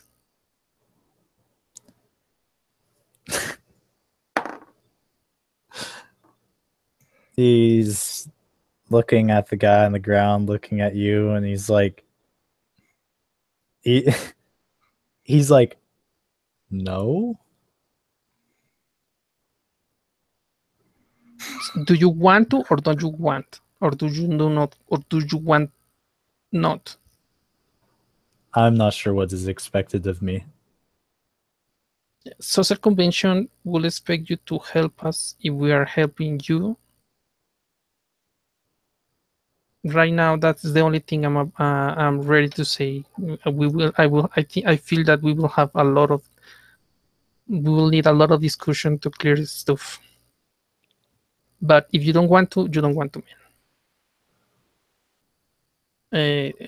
Would you be perhaps interested in us sharing the profit from the winnings of this? With sharing it with you?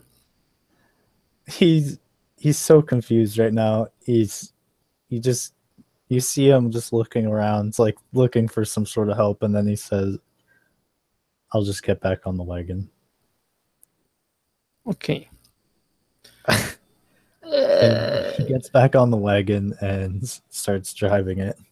I cannot leave this guy, Karadok. Are you strong enough?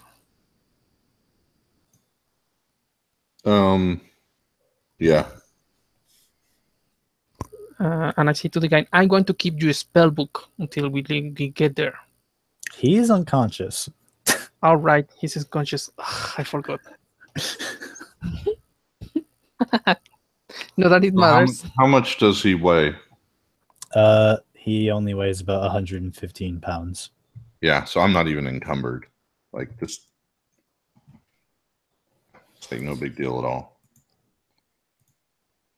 All right, so you guys easily make it through the rest of the days. The guy wakes up about halfway through the trip, and he starts yammering.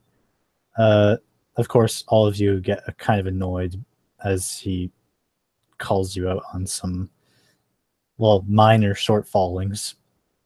Eventually, it's kind of pushing the end of your patience, and Darkforge picks up on some cues and just punches the guy unconscious. Okay. I was going to speak to the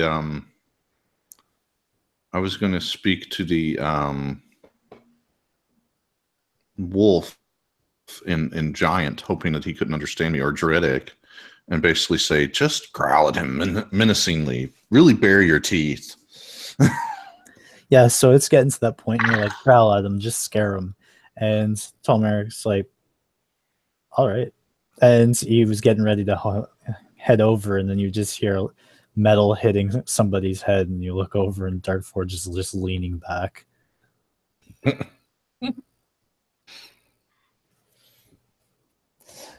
You guys arrive, and of course, Telmeric disembarks into your summoning zone, where he waits for either you or Estra, and remains there.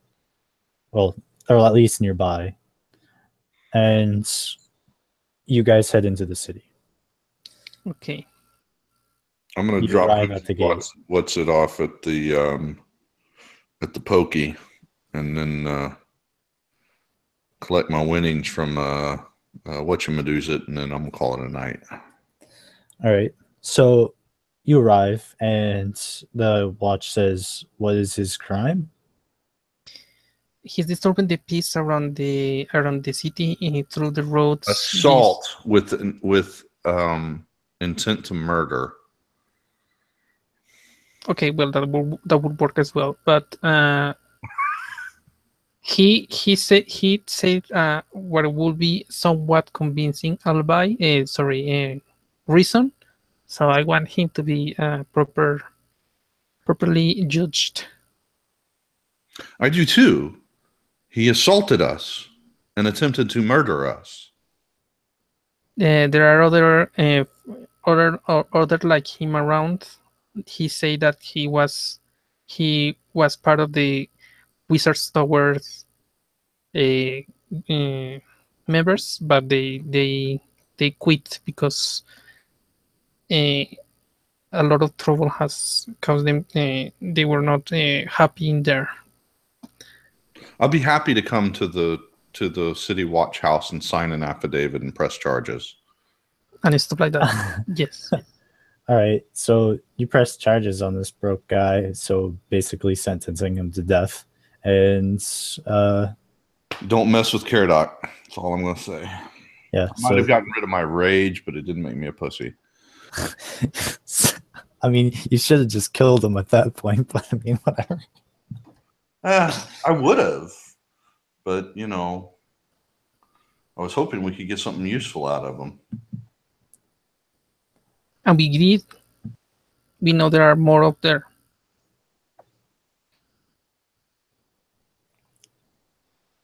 So yeah. Would Captain Laria be responsible for this area of the city guard? No. It belongs to somebody else. I mean, not What his area? Sorry, her area. Her area is generally skirmishes against bandit groups nearby the city, city defense, if it comes down to it. So any politics or anything that happens in the city is kind of out of her area, but because of one of her features, she still is in the loop, but she can't really legally act upon them. Yeah, no, but she can be warned about others that might be around doing misbehaving. So you inform her of what had happened? Yeah, all this stuff from cover to cover. Okay, so you tell her about the attack, and she says, well, you've already done everything that you can. He'll probably get executed for his crimes. As for I heard that those 3 pillars were destroyed, which is good, I guess, but besides the natural... Is Caradoc there? Just to ask. I think not, because he... Can you say that again? Talking to Captain Laria about... Is Captain Lar in the watch house? Yeah, she's in the barracks. Well, okay, then yeah, I'm there. So I went to sign an affidavit and press charges. Yeah, so you sign it and hand it to her, and you tell her all this stuff. And she says, I'll send it to the rightful captain, but yes. As for the pillars, we can't really charge them for anything on that. I mean, I don't think the law really extends to the magical realm very well. Yeah, which is why I didn't bring it up at all, and why my charges don't mention it at all. She says if the Wizards Guild views them as some sort of problem eventually, and we need to take some sort of action against them, then definitely I will be able to lead a group into their place and deal with them accordingly. But until that time, putting these summoning pillars in a small river is unfortunately out of our jurisdiction. As long as it's not causing anyone in Illumina any harm, I can't do anything about it. Okay. And out of character, I now have a plot line for my adventures. Okay. Yeah. I have a very interesting one. Okay. This is going to come back to bite us and hard. That's good to go. Okay, Araclis stands her and says, you mentioned just the day before the last time we speak that you were having trouble with the people. If you find people, and I can use my spare time to try to teach them how to use magic. If you need so, I will not charge you, because I prefer a secure city. So I can spare that time if you find people that is ready to learn. I am not sure that I want to partake in that action right now. Okay, but just leaving that as information. Thank you for your services. Thank you for attending us, and thank you for your time. It's no problem.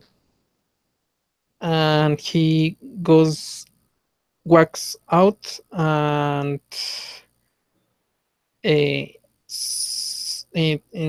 visits the tent of the shop of the dwarf. Oh wait, did you tell her that you killed the wyvern? Yes, I say from cover to cover. Oh, okay. So she says, "Oh, before you go," and she hands you both 800 gold.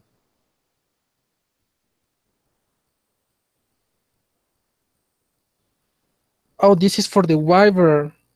Yeah. So, is that 1,600 or 800 apiece or 400 apiece? 800. Got it. She says, if we would have sent our own troops, but It's convenient that you guys were able to get there. Yeah, the dwarf we spoke about last time, he gave us the hint. Did you send word to the guild? No. It's a funny story about him. Okay. She kind of, you notice her kind of push her sword away.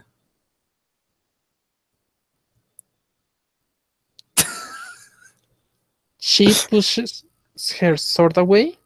Yeah, so it's like it's kind of on her table, but she kind of, once she says that, she takes it off the table and lowers it onto her lap. Her sword that has the look of master craftsmanship, huh? Oh yeah, it's specially designed. You've seen her sword before, and this is definitely a new sword. Uh-huh.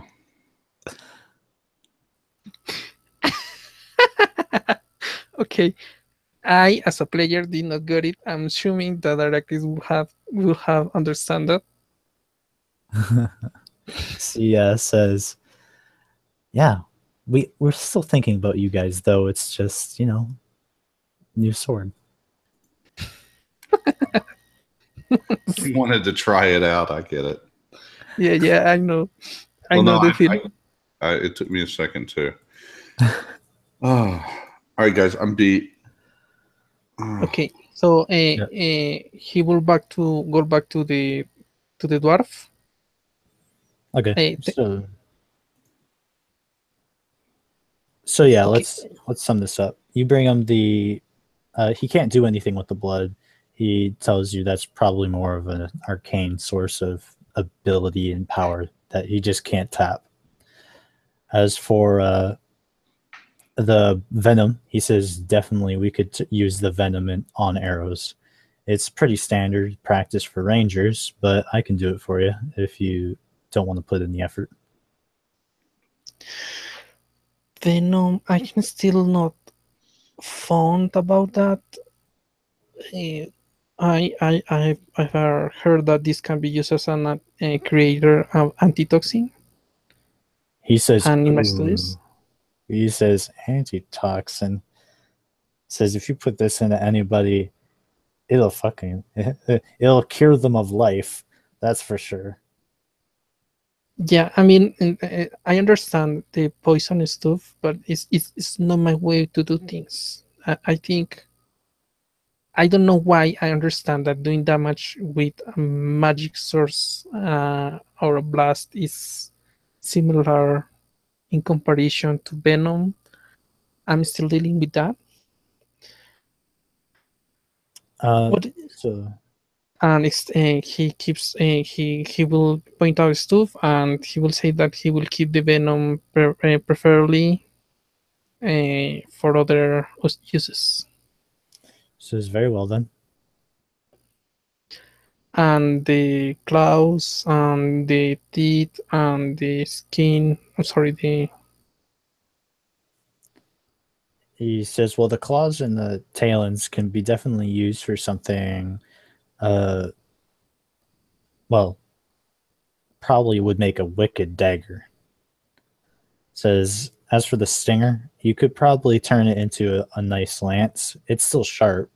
And if I were crafty, you could make it into some sort of, use its pre-built injector for something, but it's still pretty sharp. Okay, and the scales? He says the scales, of course, they're tough, and he holds up he makes a nice sheet quickly with like a rounded knife, and he puts it up on two like clamps, and he smacks his hand across it, and it's flexible, but it definitely like doesn't wrinkle like other leathers would. Well, other normal leathers would. And he says it's pretty durable. You could use it for scale mail if you were really clever with it, but it's definitely able to replace the lighter armors very effectively. And if that's not your gig, it could make very stylish clothing.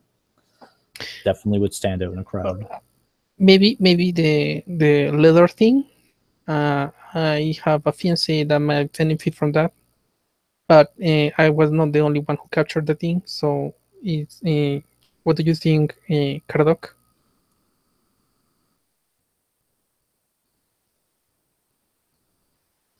I'm not sure if he passed out. Oh, sorry. I had it muted directly on my mic. I was just happy to get out and stretch my claws with my buddy. So I've gotten everything I need. Okay, so let's since you're having strange kind of business that you can sell us the hunters a cheaper price, just do the thing you seem it's fit to do with them, and for the scale mail or the height, either of those work fine for my fiance. You can go ahead and do it, and when I have the money, I come back to you to say to complete the transaction. Is she's an draw elf lady. Don't worry, she's nice. She's not like the other draws. We rescue her. My parents rescue her from the Underdark when she was young. Sure. It will be about my same size. When she comes back to town, she can finish. You can finish the the measures, but it's approximately my size. I feel sorry for you, flat-chested woman. he walks Yeah. away. Of course. She has all this stuff. Let's wait until she comes back. He says, yes. I'll fine. I'll wait. I'll see what she wants. Okay. Thank you very much for your time, and let's hope we meet later for more tasks.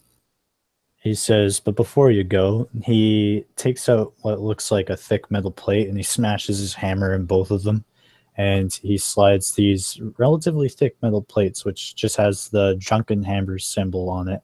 He says, IOUs for completing the challenge. And he hands them to you. What did we got? He gives you 2 big metal coins that weigh about a pound each. They have the Drunken Hammer symbol on them, and they're basically IOUs. You cash them in to since you've completed the challenge, but you haven't invoked its use. You hand them in when you do want to invoke its use, and then you can. I want to change it. I want to claim it. If you can reinforce my wagon so it can hold even more what he does now. He says, well, I'll bring it around back and I'll see what I can do with it. He does so. Okay, so once Darkforge realizes this is going to be here for a long time, he heads back to the guild. Okay. And he looks at it and he says, pretty basic design. I should be able to modify this thing easily. Caradoc heads out to his meditation grove, and Eric drops. So you show up and you're like, plop. And Estra kind of looks over from our altar. Yeah. She says, do you need a place to sleep? No, just to meditate. It's this strange voice in my head that keeps talking through me that says it needs to sleep. Oh, well, I'm sure it's nothing. And she goes back to praying for a night. Okay. So unless anyone else has anything else to do. Of course, Arrakis, you know how busy Arrakis is. He will first use his last tier level spell for the test stuff. All right, guys, I'm gonna drop. I don't want to sit through that. Okay, sorry. Yeah. Night, and thank you. See you, Eric. Uh,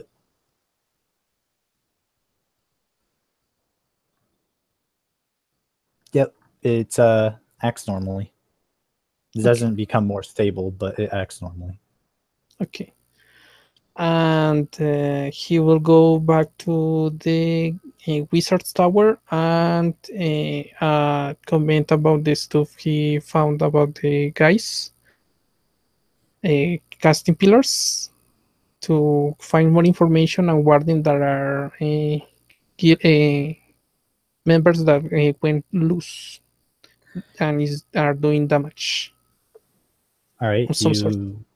You go talk to them, and the general populace doesn't know anything about them.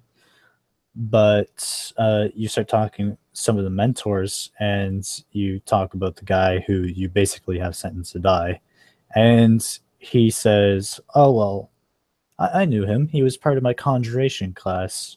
He was a very good student, very intuitive, very natural, but very bored. I could tell right away that he wasn't a wizard, but his natural connection to magic made him a very good student, to say the least.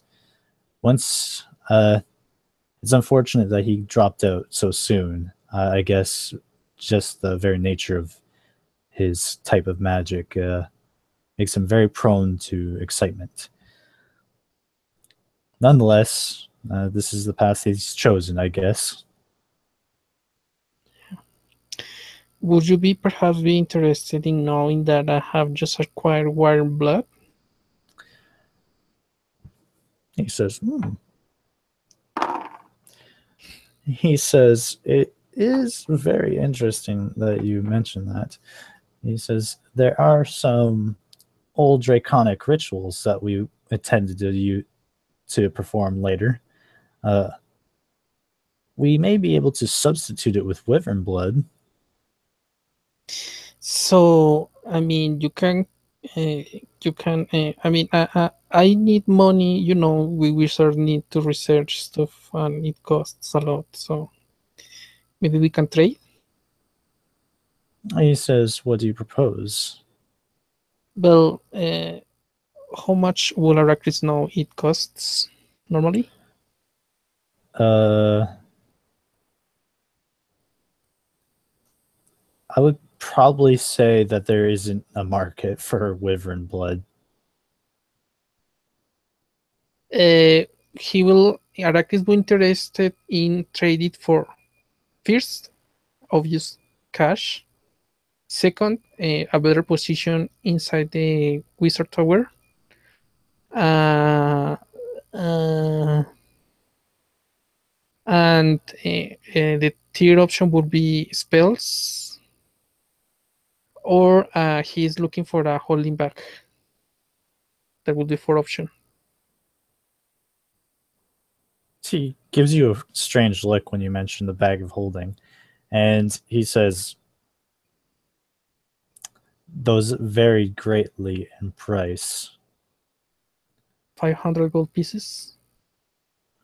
Oh, How many? well, I mean, no, I mean just the propositions themselves. Why don't we discuss what you really want? what I really want. What would that mean? Well, let's be honest. You aren't going to give me this list if you expected me to give in to any of them. So, what did you really want from this bargain? Look, I I I am a lore wizard, as you might know, and interested in magic. Um, this thing that I told you about is what I see that will help me in my studies, and the holding back is obviously to carry stuff around. So this one, and he shows up the the other wizard, the other the crew bag. I have been studying it for about 6 days, and it has some troubles, and he describes what he has discovered from it. Yes, He the man who made that seems to be struggling with the very notion of crafting magical items. However, what he deals with is quite experimental, and I won't judge him harshly on it. Being a practiced summoner myself, fusing these beings into items is, well, in my study, quite harsh. However, these items have proven useful, so I won't forsake him. Yeah. He says, I don't know if he knows what spell he needs to use, but he refuses to talk about it. So hopefully when he finishes this experiment of his, he will be more open with it. As for what you want, well, I believe what will help you most is attaining a higher rank in this guild, which, with this contribution of wyvern blood, will definitely aid you in that cause. I believe it should show your significant magical prowess. Okay, I'm happy with that. I can use that as well for helping and learning, of course. You understand what I mean? He says yes, but with higher rank comes higher responsibilities. Like, Well, of course, you wouldn't be just a student here anymore or just a casual member. You would have to partake in communal events, such as one of the many rituals we'll be performing later this month. I have no trouble with it. This is very good. We do have quite high expectations, especially for someone who's managed to harvest such large quantities of wyvern blood. So, do expect to be summoned a lot. And he says, but for now, I will inform the Archmage of this transaction, and I, of course, will tell you if you have been promoted. Thank you very much. And he salutes his bank. Oh, well, he sends his goodbye and goes back to the guild. All right. To rest. So yeah, I would probably ask Charles or Ty about it. I'll ask them about it, and if they have no objections to it, then I will definitely allow the promotion to take place. Yeah. If not, he Arek is gonna really give the other options. Yeah. Which will probably be a bag of holding, I'm not gonna lie. So yeah, so you head back to the guild. Of course, you might be a little bit excited at the idea of being promoted to a mentor, a proper wizard. Yes. He will fill the survey and return back the holding back, taking out the stuff he got, and says to Pincus, sends his Pink to Pincus his thanks for the opportunity, and he will go back to sleep to meditate, and that will be it. Yep. So we'll leave it at that. Thanks for anyone who was watching. Thanks for Eric for playing, and you, Eric, Chris, Lineal. Okay, thank you for running, and thank you for those for watching, and again thank you, Eric, for playing.